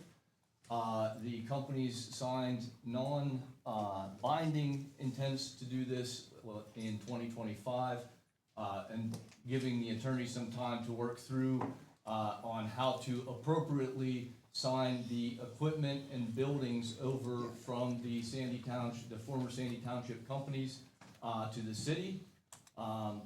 This helps us, like even this week we had an issue because apparatus isn't in the city's name. The mechanics for the city can't inspect it. So this is something that we need to do in order to fully service all those companies and to bring the entire department together as was planned. Questions? Question. Joe, did they look at our letter of intents? I know all 4, because I know there were some stipulations on a couple. The letters were provided to the solicitors. Okay. And I believe there's carve-outs in there for the non-emergency response portions of the current stations. Investment properties, investments. It is not transferring the funds of those companies over to they still maintain their own funding. It pretty much brings everybody in line with, all the companies will play by the same rules at this point. And who got them agreements? They are, Before Sandy. Did they get mailed out? Oh, they have no, you need to approve them, and then we'll mail them out and fill it out and work with them. This Okay. will probably end up coming back to you again, Yeah. completed. So we ain't chasing them around. right. We tried to provide as much information as we had, as far as, legal status, nonprofit status, all those things, but, without everybody's formal documentation, we wanna make sure that they can run them past their solicitors and make sure it's being done, what they view is appropriately also. Thank you. Yes. Okay, looking for a motion to authorize North Point, Oklahoma, West Sandy, and Adrian agreement, bringing them in line with the cities. I'll make that motion. Motion by Dick, I'll second. second by Sam. All those in favor signify by saying aye. Aye. Opposed, the same? Motion passed. Wow. We finally got the fire companies coming together. Good job, good job. Next on the list of new business is a deed for the old municipality conformatory. Jason? Yeah, so this is leftover, essentially housekeeping that goes with the consolidation. By operation of law, when the municipalities consolidated, everything went into it all became owned by the new city of Dubois, but pathonetaries and clerks of courts like deeds that say those things, so that's what this is. No. We're looking for, do we need a vote on this? Yeah, we want. Okay, we're looking for a motion for the old municipality confirmatory deed. So move. So moved by Bill, seconded by Shirley. All those in favor signify by saying aye. Aye. Aye. Opposed? Motion passed. Keep moving down to, hey Zach, looks like you have about 10 items here to go over. So, Do the industrial rate first, Barry. Yeah, you What's got an that? industrial. You don't get industrial. we're not gonna do that. You're gonna hold, Yeah, okay. We'll just announce it Yep, then. thank you. Yeah. Okay, so it is my turn. Before you jump into that, we have taken off the upper tier water, wastewater rate ordinance until we get another handle on that, so that'll be coming up at a later time. Do we need to table that? What's that? Do we need to table that since it was on the agenda? Doesn't hurt. Yeah, we can table it. I'll make the to table. motion, we table it. Motion to table. Motion to table, second by Shirley. All those in favor signify by saying aye. Aye. Opposed, the same. Motion tabled. Thank you very much for bringing that up. Appreciate that. Okay, Zach. All right. I got 8 or 10. You're Okay. on. First one on your list, Kennedy subdivision. This is the Kennedy family off of Watson Highway. Looking to subdivide a little over 3.5 acres off with an existing house. Has all the existing on-lot septic and water. They are requesting approval of a non-building waiver for the residual tract. And everything was in order. Planning Commission reviewed yesterday and made a recommendation of approval. Zach, question. Okay? Is that off of his business? His house is getting separated from his business part? Is that what that is? It's on the it's on the upper side of the route after you cross the railroad tracks. Yeah, There's a house. up to the and- right? Yes, Okay, yeah, they're separating the two houses then. yes. Okay. Well, no, the houses are all separate now. There's a house with 10 acres. Yeah, That's what they're separating the house with some of that field. okay. His son's coming back. Oh, is it? Okay. Yeah. Thank So you. we're looking for a motion to pass the Kennedy subdivision. Yep. So move. Motion by Bill, second by Shirley. All those in favor signify by saying aye. Aye. Opposed, the same. Motion passed. All right, next one is just authorization to advertise for a public hearing for June 17th at 5:45 PM here, prior to a council meeting, for a subdivision in Treasure Lake. Looking for a motion to approve a public hearing for Lee Green. So move. So moved by Bill, Second. second by Shirley. All in favor say aye. Aye. Opposed? Motion passed. All right, next one is the same thing, request to advertise for a public hearing, for Rick Maybe, June 17th, hold it at the same time. Motion for public hearing So move. by Bill, second by Shirley. All those in favor signify by saying aye. Aye. Opposed? Motion passed. Okay. Next one, Klinger subdivision. This one is off of Hungry Hollow Road. They're subdividing a little over 5 acres off. It comes out to just under 5 acres with the right-of-way for Hungry Hollow Road. After that, there's requesting a non-building waiver for both residual and a subdivided lot.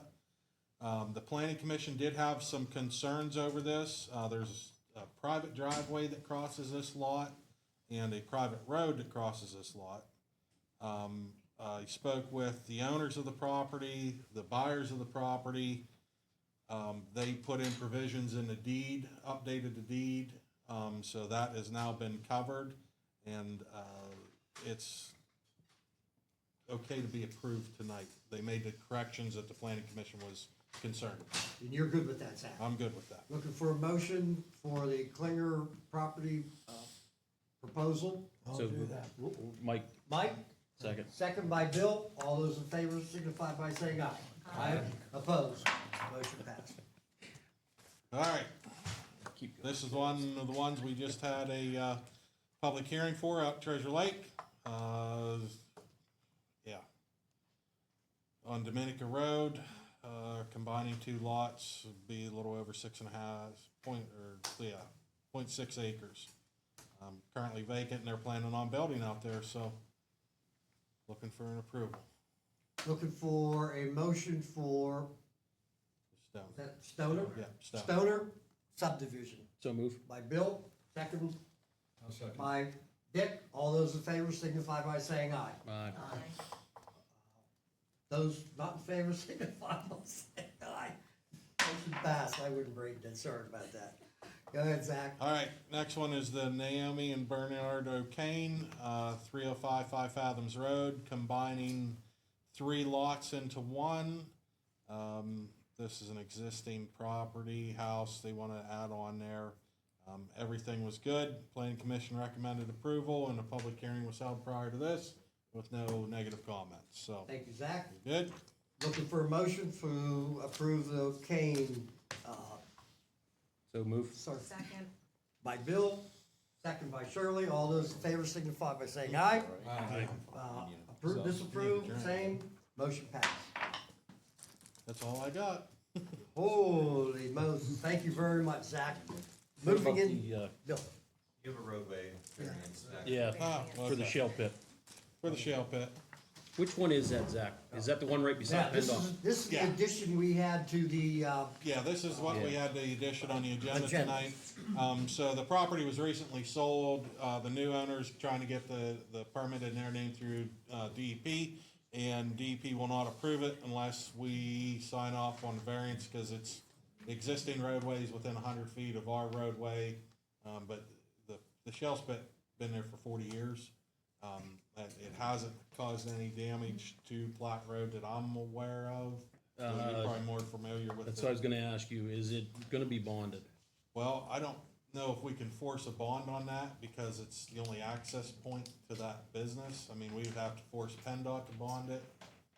And, you know, like. I think we American should, Rocks- cause we just redid that not even 2 years ago, and we fought for 4 years to get them tracks done. I think they all need to look at that, like Hawbaker, PennDOT, and Roman, who bought that property. Cause it's all heavy trucks through there, and they're gonna beat it up, and I can see it's already starting to get beat up.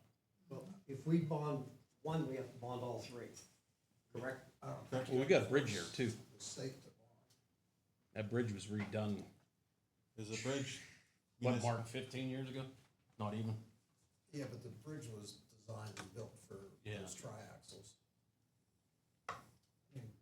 I just wanna make sure we're protected. Who owns the bridge, Mark? Do you remember if it's a state? Sandy bridge? Township. Okay. Yeah, well, Dubois City. Dubois City, okay. Well, it was put in by somebody. Yeah. Okay. So I'm looking for a motion to approve the roadway variance, please. We need to hold off to get more information about bonding, or? I'd like to have it held off till we get the You wanna table that? information, yes. I'll We make have a that motion, you wanna make that motion? I'll make that Motion by motion. Bill to table the road variance, second by Shirley. All those in favor signify by saying aye. Aye. Aye, opposed the same? Motion passed. See if there's any conditional use on that as well. I could not find any paperwork on that. Yeah, I didn't know when it was established, and looking back through the records, if it would, like, you can't find records past 2000. So, I mean, if it was done in the 80s or in the 90s, I'm not sure of how the records were stored, so I couldn't find anything on it. Because that was one question that came up before the sale went through. I'm not aware of it. That would have been in the 80s when they opened it. Okay, so we have a variance. At this time, we're moving into the closing portion of our agenda. We invite any of the public that decides that they want to stand and give a comment on items not on the agenda. Stand, state your name, residence, comments, 3 to 5 minutes per copy, and 5-minute total. At this time, I have 3 people that would like to stand and speak, and we'll start with Donald Work.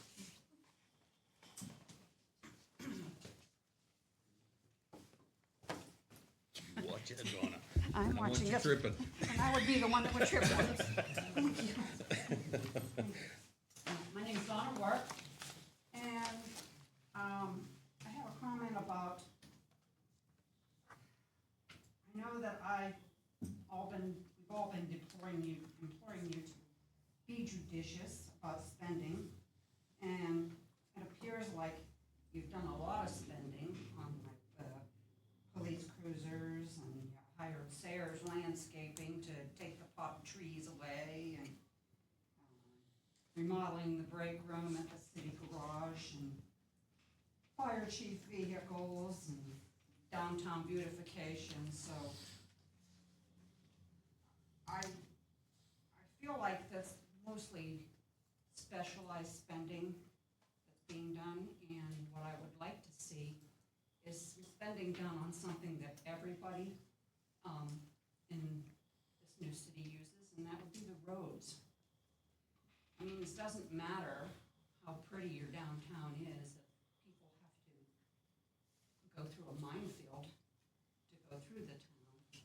And the roads are in a deplorable condition right now, and I realize that it's because of the winter weather that we have, and the weather's not been cooperating to get a lot of that done. But I would like to see something done about the bad roads in the city. And my other question is, there was a comment made by one of the candidates about using computerized stuff to advertise things, new developments and things going on with the council and the city. And like had said, not everyone uses computers like that, and could we use that digital billboard on the boulevard to advertise some of this stuff, if we could get that going thing working? And one other comment I have is, if the minutes for the city aren't published until 2 or 3 meetings after, how would a resident go about making corrections or anything to those minutes? Does anybody know? Ben? I can address it during manager comments. Okay. You hear what Ben said? He's going to address that at management comments. Okay, Okay? all right, thank you. Yes, thank you. Next on the agenda, I have Melissa Keene.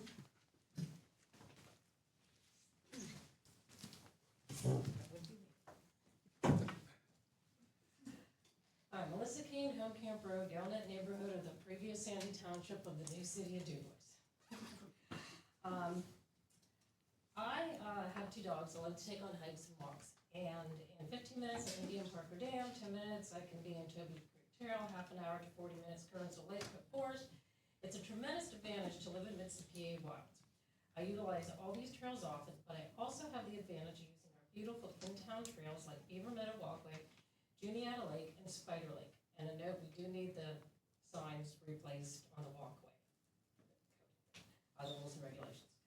We're a very dog-friendly town. Please pick up your poop, people. And I'd love to have more dog-friendly trails close to home.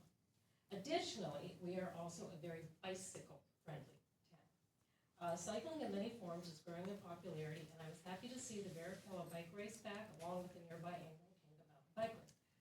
What great opportunities to promote our town with recreation and tourism. With cycling increasing, I think it would be beneficial to our community and our citizens to be better informed and educated in PA cycling laws and the variations between bicycles, e-bikes, scooters, etc., their definitions, purposes, and difference. There is an online PA mobility information, micro-mobility information sheet that's available. That could be utilized perhaps at a community-wide event or neighborhood block party sponsored by various businesses, taught by our local police, other organizations, games, refreshments, gift baskets, maybe a new bike giveaway. Could be a wonderful community building tool as well as educating, protecting, and promoting our city as a great place for this type of recreation. We just hosted this small College World Series, and I'm often told about how much money this brings into our community. I believe in promoting and preserving what assets we already do have, being bike-friendly, living in the middle of PA wilds, and having the fishing and hunting opportunities abundantly gives us major advantage in promoting our area through recreation and tourism. Things that bring in billions of dollars to the state of PA. I think we need to expand and explore those locally to our benefit. We need to get the word out that the new city of Dubois is a great place to work, play, and stay. However, with that, we do need to have jobs for people to stay. And one thing I want the council and the new manager to consider when you are enticing up, can't think of the right word, attracting whatever business it might be, manufacturing, even whatever, data centers. I want you to keep into consideration that many of the people who already work in Dubois and have for years do not actually live in Dubois. They live in Punxsutawney, they live in Clearfield, they live in Brockway. So why they are contributing somewhat to our tax dollars, not as much as our biggest employer currently, who is Penn Highlands.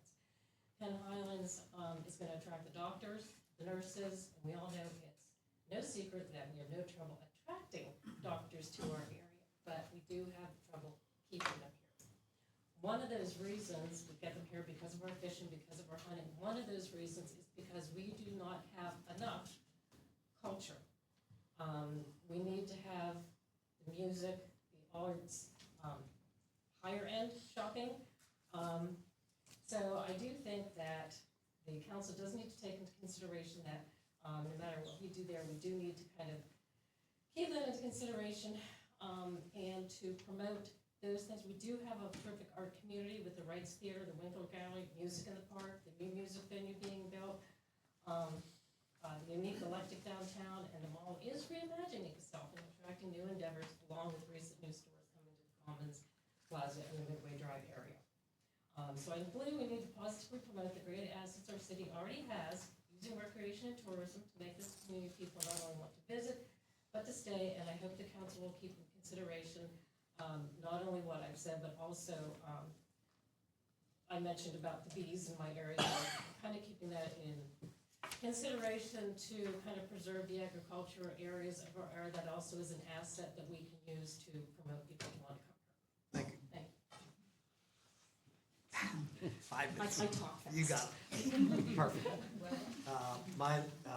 My last speaker on the public comment sheet is Charlie Watt. I didn't know if you wanted me to stand up there. I wasn't sure what the instructions were. To stand up where was that, or come up here? Thank you. Yeah, you don't want to see me fall down. Couple of things I want to talk about tonight. Charlie Watt, by the way, East Long Avenue here in Dubois. Two things. It's going to be the home rule charter question and meeting format. That's what I want to talk about. But I don't know if we're still in the 75 days of positivity. Or not. We're still working on it. Thank you very much for bringing that up. Because of the fact that I did have, a family member of mine had some trouble with the waste management things that were going on. And I just want to say Mr. Ed Yonner responded quickly and got that all resolved. Awesome. I just want to let everybody know that. Yeah, he's a good guy. We appreciate that. Question I have is, when the city was formed, it's now a third-class city. That might have been what it was before, I'm not sure if it was, but it's the optional home rule charter and the optional plans law that's also formed under that. So my question is going to become, I'm not looking for an answer right here. The question is going to become like, well, what's going on? What does that mean? When's it going to be completed? What are things that we can see and to be achieved through that home rule charter? That's a way of differentiating the city from just a standard third-class city. So there are a number of things that can be done. And I'm encouraging the council to figure out where we're at with that, what our plan's gonna be with that, perhaps even forming maybe an ad hoc committee of citizens to work and implement some plans and desires that we can within that home rule charter. Second thing I had was the meeting format. I'm a little confused, I guess, when I start coming. For instance, last meeting was a work session and regular session. This agenda was listed as a regular session. And I'm seeing voting on both meetings. And I'm seeing late additions to the agenda. And as a public member, things are just coming, and there's no way to know what's happening and to digest anything. Typically a work session, in my experience, you would have the work session, and then the next meeting, the work session is based on what the agenda is for the regular meeting coming up, the voting meeting, the next voting meeting. Meaning, when people come into the work session, they're hearing what's going to be on the agenda. For instance, let's take the herbicide, which if that was presented in the work session, the public would have had time before the voting meeting to ask any questions of the council, of the management, before it was voted on. Okay? So I'm slightly confused. I go back and look at the previous years on how the city did it, and taking a quick look up at this table, I don't think that any of you were looking at the Dubois meetings because you were over at Sandy Township. But they seem to be, they used to seem to follow that format, where they had a work session, time to digest, regular meeting with the agenda items to vote on. I'm just talking as a person from the public. You come in, there's points that you have no input on anything because there's a question at the beginning, you can talk about agenda items, but if you don't even know that it's on there, I don't know when the agenda gets published for the public. It might only be a day or two. I'm just asking that maybe, if we get some clarification at some point, how the meetings are structured, and if there's a way that we could spread it out so people who are interested could hear what's going on and then have time to digest it, time to reach out to our elected officials and weigh in and say whether it's something yes or no that we like. But otherwise, hey, you're doing a great job. Okay, look, and of course, dittos to the public works people and the emergency people, they do a great job. It's hard up here, but I'm just saying from a public standpoint, I'd like to have some more clarity on what's going on, and if we want to discuss something, have the time and opportunity to do that. Thank you. Thank you. Moving on to presentation by staff. Ben? I'd like to address a few quick things. First of all, the proposed ordinance that we put on the agenda, it ended up being a placeholder. We were hopeful that the attorney would be able to get us a draft today to throw on the agenda, and I apologize that that did not happen. But I did want to inform the council as to what that is, because it is coming down the pike. Essentially, the businesses that consume more than 1 million gallons of water per month are requesting some changes to the ordinance that was recently passed. And the purpose or the reason that the city should entertain kind of locking in those rates, which is the request, is because it enables the redevelopment in the city and other partners to do economic development, to give those businesses that are trying to expand some sense of security that their water rates will not dramatically change. And so we are working on drafting an ordinance addition to the one that you already passed. Again, I'd hope to have that today and then have you authorize the advertisement of said ordinance. Of course, I didn't get the copy yet. I am going to push hard to get that by the June 3rd meeting, hopefully for a vote at that'd be the June 17th meeting. Go ahead. I think that when we talked with Ade, though, I think that he said he needed till mid-June. I definitively have, I know that he said that he could have that by June 3rd. So, well, I don't want to say anything bad about lawyers, but we'll see. I do want to quickly address the meeting format. I know there's some confusion about that, and maybe even the board doesn't know completely the difference. So technically, work sessions are not really a thing. The code for the city requires that you have 2 regular meetings a month. So by, I guess, your own code, they would look very much similar.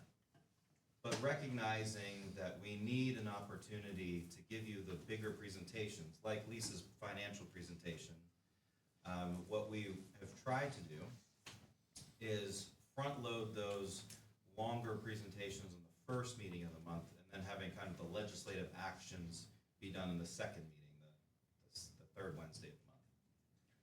Now, they are technically both advertised as regular meetings, and that means that the council can take action as they would in any regular meeting. We just kind of colloquially call it a work session, merely to denote that we're going to have some of those longer presentations happen in that first meeting. But again, they are technically both advertised as regular meetings, and that is why there are calls to action for real votes in those meetings. We do, of course, also have special meetings. The 4:30 meeting today, for instance, was advertised specifically as a special meeting to deal with 1 or maybe 2 topics.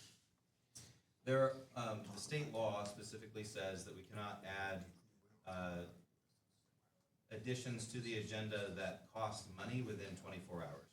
And so the late additions are kind of form kind of things. We are abiding by the state law and never adding anything that costs money.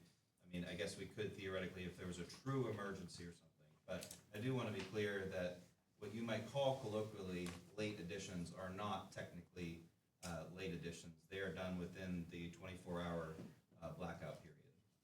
But that does lead me to what I wanted to say briefly about the late posting. So at the last meeting, the council passed a resolution that specifically required that we post the agenda 72 business hours before the meeting.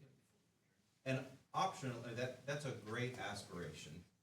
Unfortunately, we did not meet it, and I apologize for essentially violating the request that you made. More than a request, it was a resolution, it's a policy that you passed. I also want to point out, case in point, that it's not really possible to do. And what I want to say is that if you want to operate at the speed of government, then go ahead and keep that policy. If you want to start operating a little bit faster, closer to the speed of business, then just follow the state law and allow us to post the agenda 24 hours in advance. The reason is because a lot of stuff doesn't get to us in time, and if you don't take it on the agenda within that, let's say a 48-hour period, then things will get kicked another 2-3 weeks at times. And so we would pretty strongly advocate that at minimum, you bump that back to a 48-hour, so we're posting the agenda on Monday. Otherwise, business hours is going to kick us all the way back to Friday. And with people being off on Friday, with the planning commission meetings being on Tuesday and so forth, you are really going to slow things down if you insist that we do the 72-hour posting. I'm sorry that the public doesn't feel at times like that's enough time to review the agenda, but I also want to point out that we go above and beyond what most communities do in posting not only the agenda with headings on it, but actually giving you the files so that you can dive in and look at the map or read the resolution itself. Otherwise, most communities out there, you have to go to the office and ask for a copy or something. Is that through your civil docs? Right, that's through Cividocs. That's enabling far more transparency than most communities have.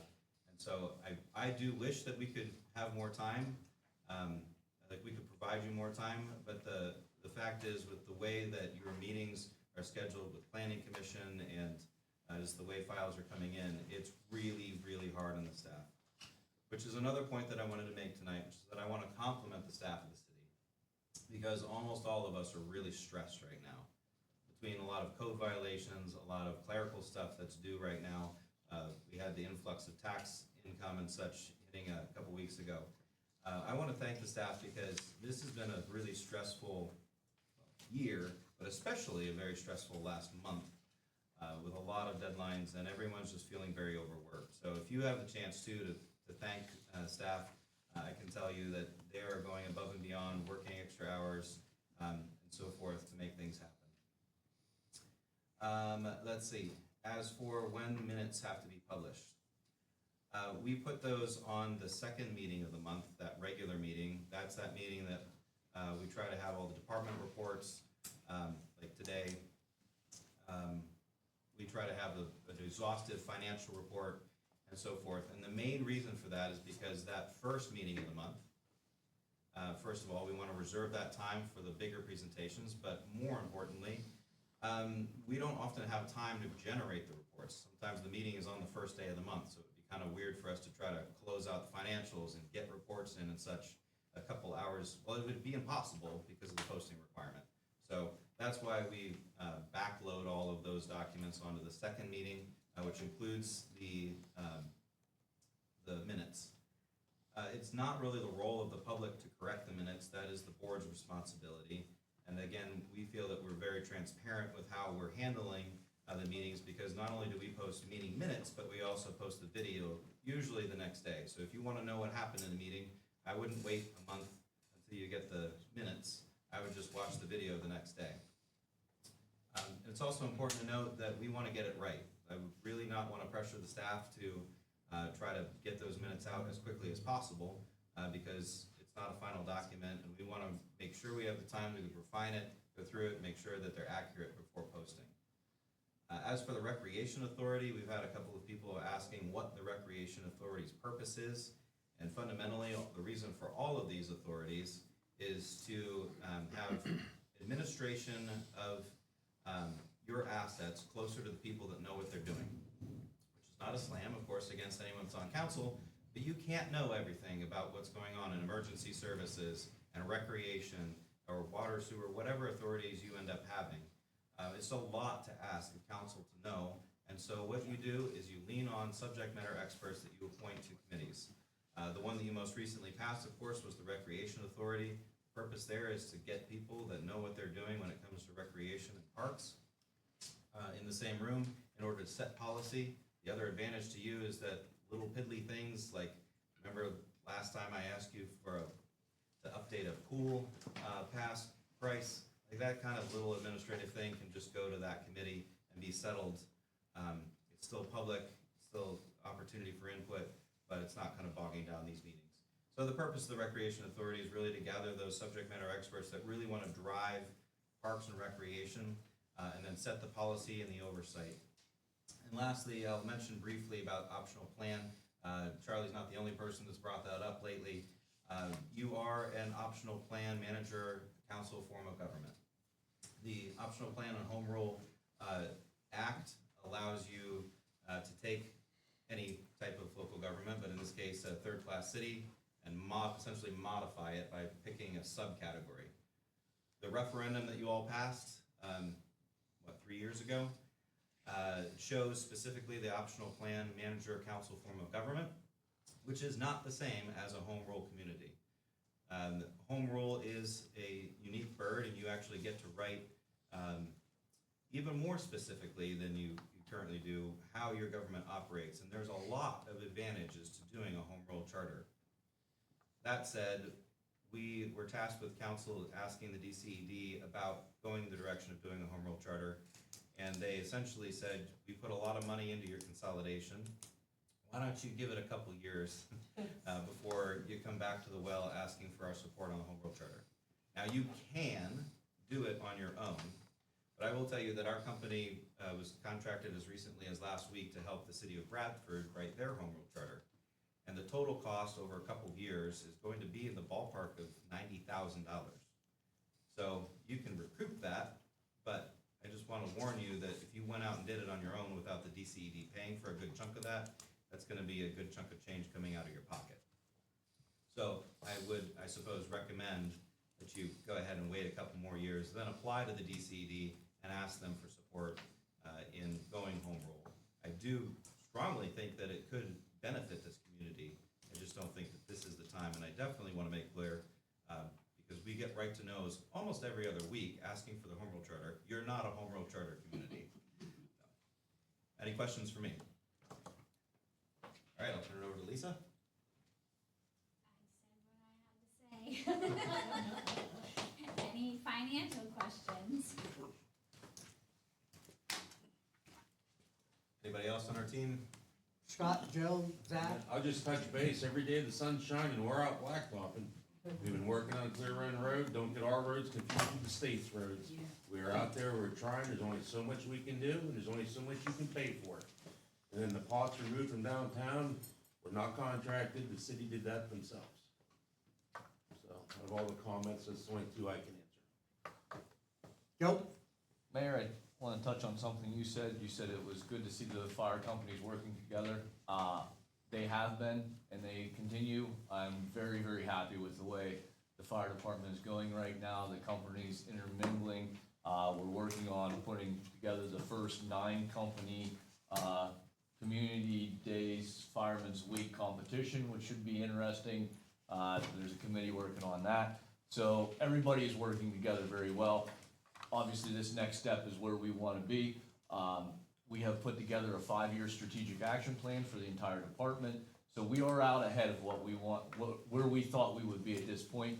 And just a sneak peek to that, a lot of that is going to be the selling off of some additional apparatus and also the replacement, but overall fleet reduction. Can I ask Joe a question? I'll ask Joe a question. Sure. Joe, can you, I understand there was an offer from the redevelopment authority for land on a parcel on Maple Avenue Yes, sir. to give to the fire department. Correct? The redevelopment authority previously owned 50% of 301 and 309 Maple Avenue. They were able to acquire the other 50%, so they are now owners of all of it. we have went out for bids, and we anticipate if there is no interest from the city in that parcel, the 301 Maple Avenue parcel, we anticipate, or we are going to redevelop that property and make it a lot nicer than what it is right now. However, there was some discussion at one point in time in the past. It arose again when we were, recently about possibly combining a couple fire stations there in that general area. So before we start to pour the redevelopment authority money in that and make that sure that is clearly different than the city's money, this is the redevelopment authority's money. Before we start to put money into that project, we want to make sure that is or is not on the table anymore. Where does it stand right now? Where does it stand right now?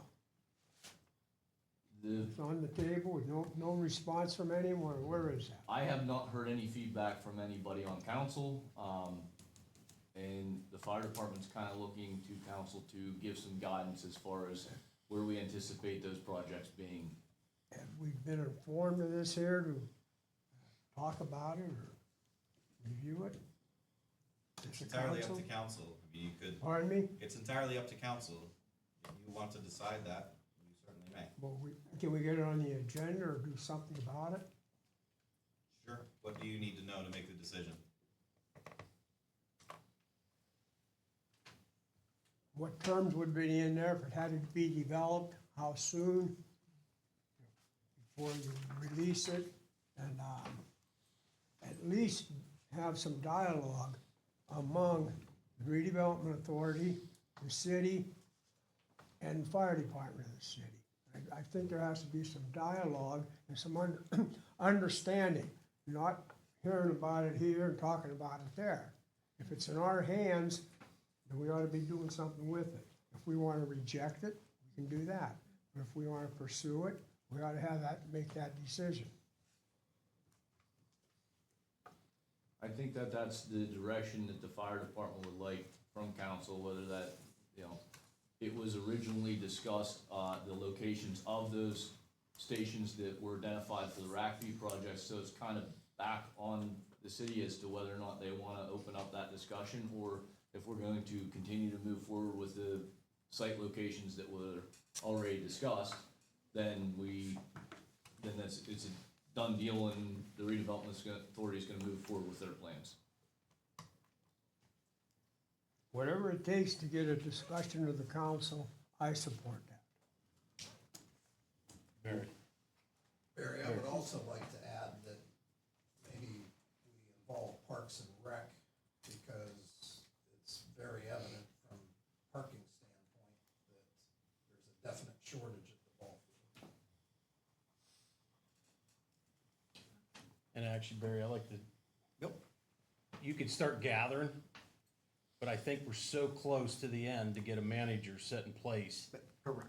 I don't want to hit them with a ball peen hammer as soon as they walk through that door and say, "Hey, we got this. We committed." Well, I want to make sure that what Mike said is work on that. Correct.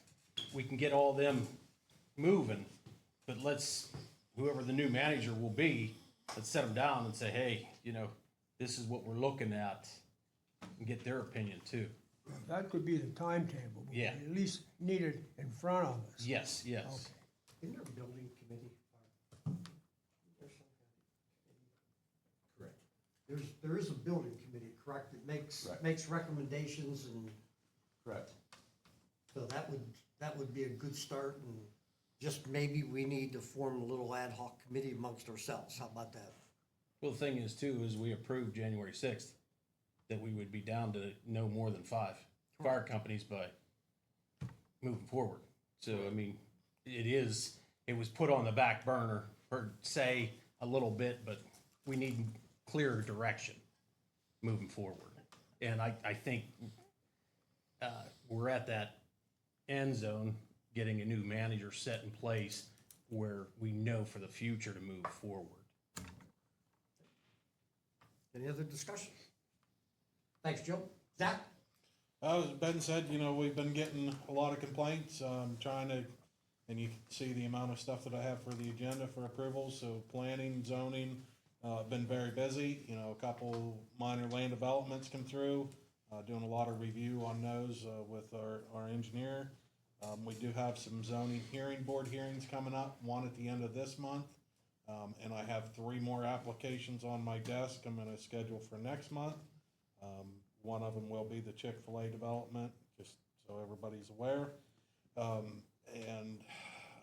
Just, if you see something and have a question, please let me know, or if you see a complaint, something wrong, give me a holler so we can address it, because I'm not getting out of the office as much as what I I'd do like. have one thing for you. I did have a phone call today, and they were very pleased with how professional you answered their question, their concern, response to a letter. They couldn't be more happy the way you handled that. You know, that's kudos to you, Zach, because your head has to be absolute spinning at times. And I appreciate, and I think our council appreciates that as well. So thank you. Thank you. Chief? Just real quick, it was a very busy month in April. We handled over 1,200 calls for service, a lot of child line investigations. So, yeah, pretty busy month, and we expect it to keep up. So, hopefully we'll be having a civil service test here soon to get some replacements from retirements. Perfect.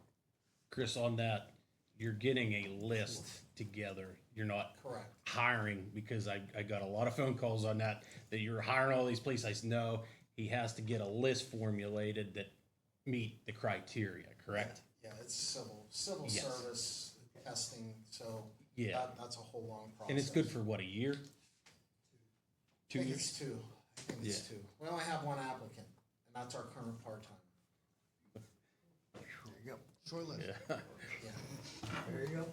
Moving into board member comments, if there's no other addresses to our staff, I'll start with Dick. I wasn't here at the last meeting. I was out of town, but I watched it live stream, and I commend the cameramen and everybody and the great job they did. And I thought the meeting went really well. And all of a sudden I saw people posting off of social media what a horrible guy Barry is. I just want to say, I like our mayor. I think he does an outstanding job. Gets a lot of abuse. Yet he's down here probably almost every day, going to, openings and closings and kissing babies and shaking hands and whatever else. And I appreciate it. I appreciate what he does. Thank you. And I'm probably going to end up on social media, but that's okay. There's lots of me, so they can put me up there. But I appreciate, the fact that he stuck to it. He's done a great job, and in spite of the abuse. And then I also want to thank the staff. I think the staff has done a great job from top to bottom, and they don't get the recognition and the appreciation I think that they deserve. They're probably not getting the financial remuneration they deserve either, but I just appreciate your commitment. And I'm glad all the candidates came and interviewed, and I thought it went well. Thank you, Dick. I appreciate your comment. Sam? Yeah, I just want to thank Ben, Lisa, for getting together all the candidates, and also Mary Ann that's sitting in the back for coordinating everything. She did a very great job, and also thank her again about doing the work on the charter, which was great work, and also then to recognize all the staff for like Lisa had said, all the problems they've had, which could have been avoided if the state would have let us do things last year to get ready for this. And we weren't allowed to do it till basically January 5th to combine everything. So I just want to thank them for, looks like they're working through all the problems, hopefully, and hopefully we'll get the bills that are getting all the meter readers and meter readings that need to be function so that we can do the lower under 1,000 gallon Oh, no, you don't. Well, no, the other thing, I'm not prepared to say. Oh, you're not? No. I asked Sam to make a little talk, but he's not ready yet. Well, it's something that's not, that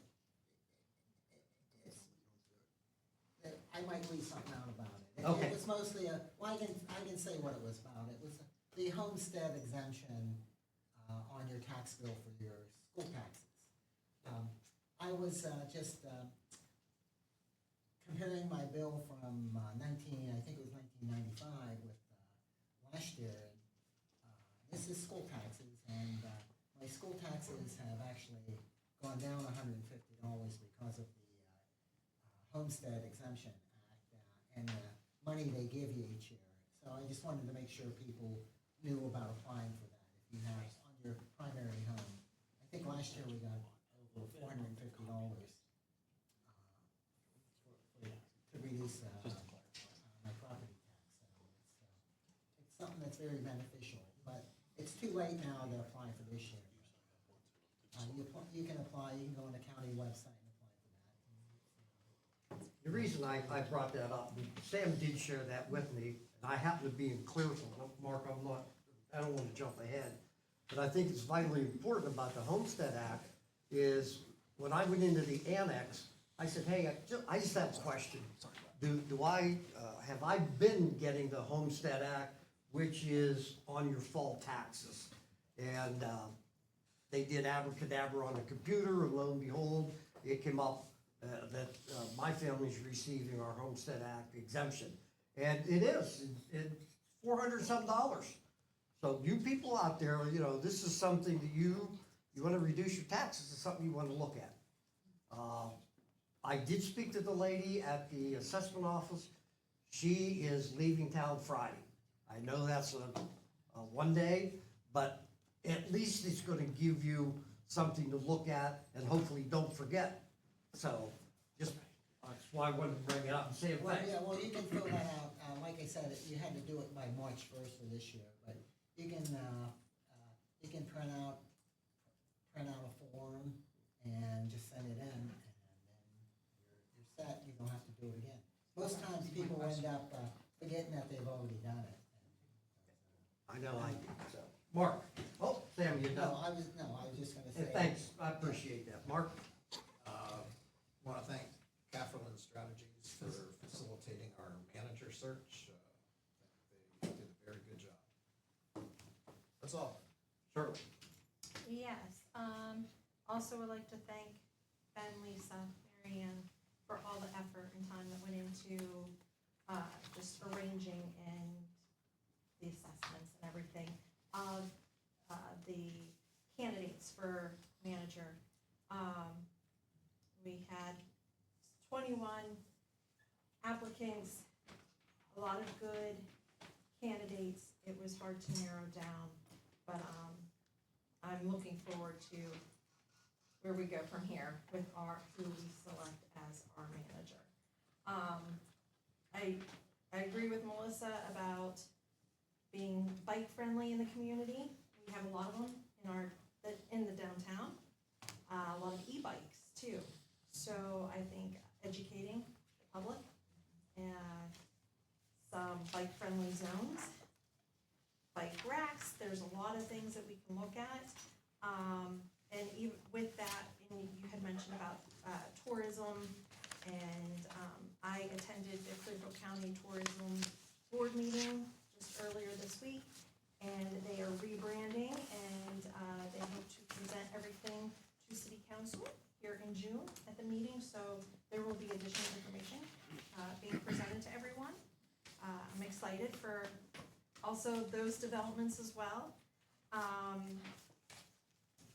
Charlie, your comment about the past work sessions, Ben answered why we are where we are today, but I did want to state that yes, years ago, because I worked for the city, work sessions, there were 4 meetings a month as opposed to 2. And the work sessions were the first and third Thursdays of the month, and the following Monday was the actual council meetings where things were voted upon. Things have changed, transpired, and also, yes, we've always been a third-class city, but now we are an optional charter, and meetings are now conducted differently.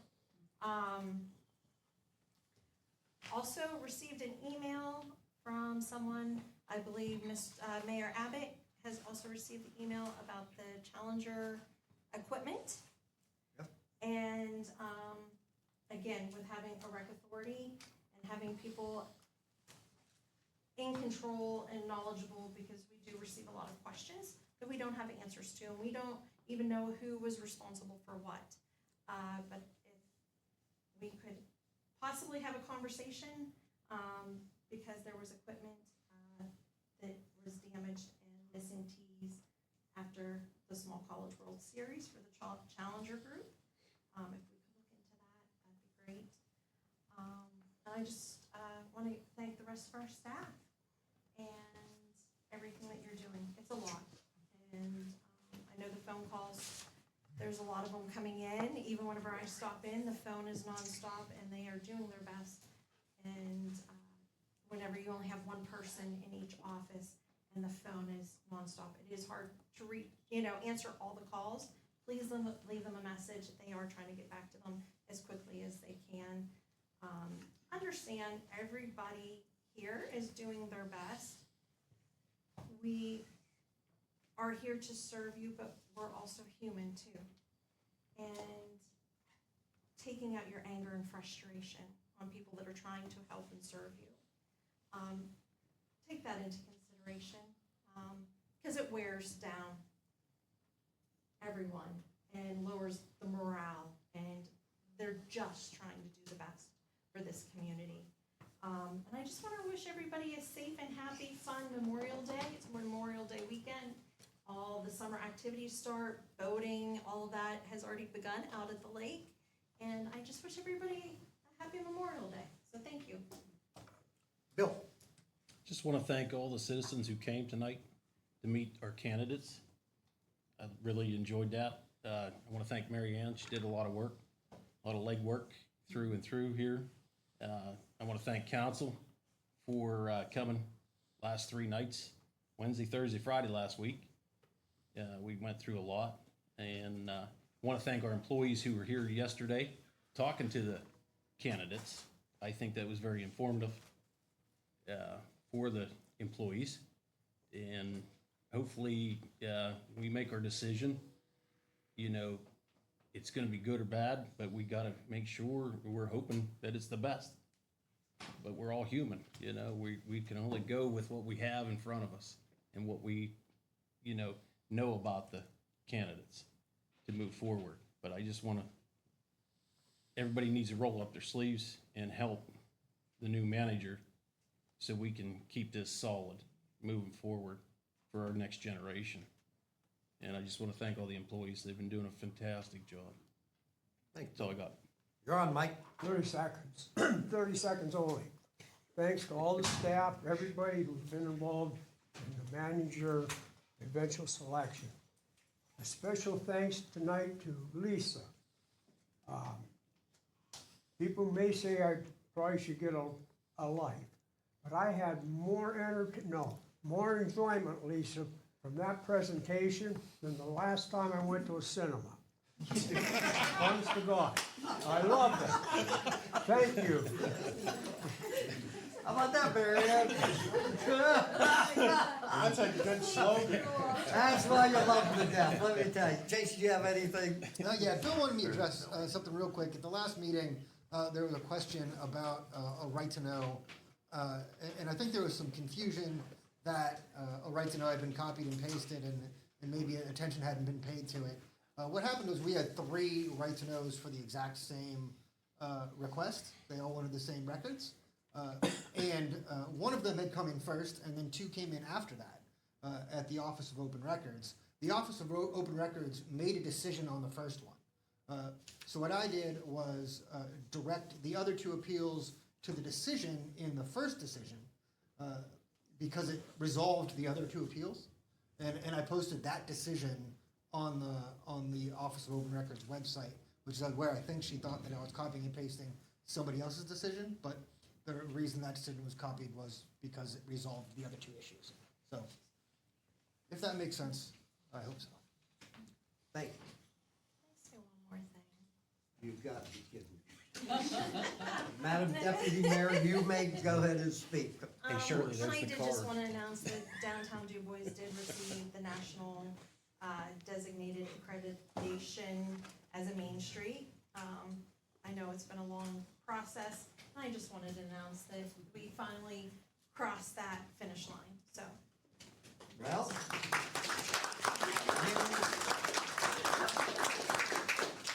I guess it's my turn. She took my thunder. Everybody else took my thunder. But, Charlie, pay attention. 75 days of positivity are still going on. Back to Dick, the end of 75 days, I'm not responsible for my actions. Because I'm going to tell you, there are families out there, mine, myself, members of our council that get blasted on social media. I'm not going to mention any names, but I'm going to tell you, I'm smiling, I'm moving forward, I'm being positive, but it wears on you. So anybody that gets that stuff, it wears on you. That's all there is to it. I've heard it said up and down this table, we are working hard for you. And for those that want to poke, make fun, try to tell you what to do, good luck. Because ultimately, the buck stops with the 7 of us. And tonight, we're going to go into an executive session, and we're going to figure out where we're at, coming into a manager situation. Okay? But, Charlie, 75 days of positivity, I have to get through June. Okay? So I really appreciate that, and trust me, I will try to stay very, very positive. I love the city. I love what our interim management team has done. We got a great management team. We have an excellent council. We talk amongst each other. We don't fight amongst each other. We talk, and that's what I like. It's just a different atmosphere. And listen, folks, our hearts for the new city.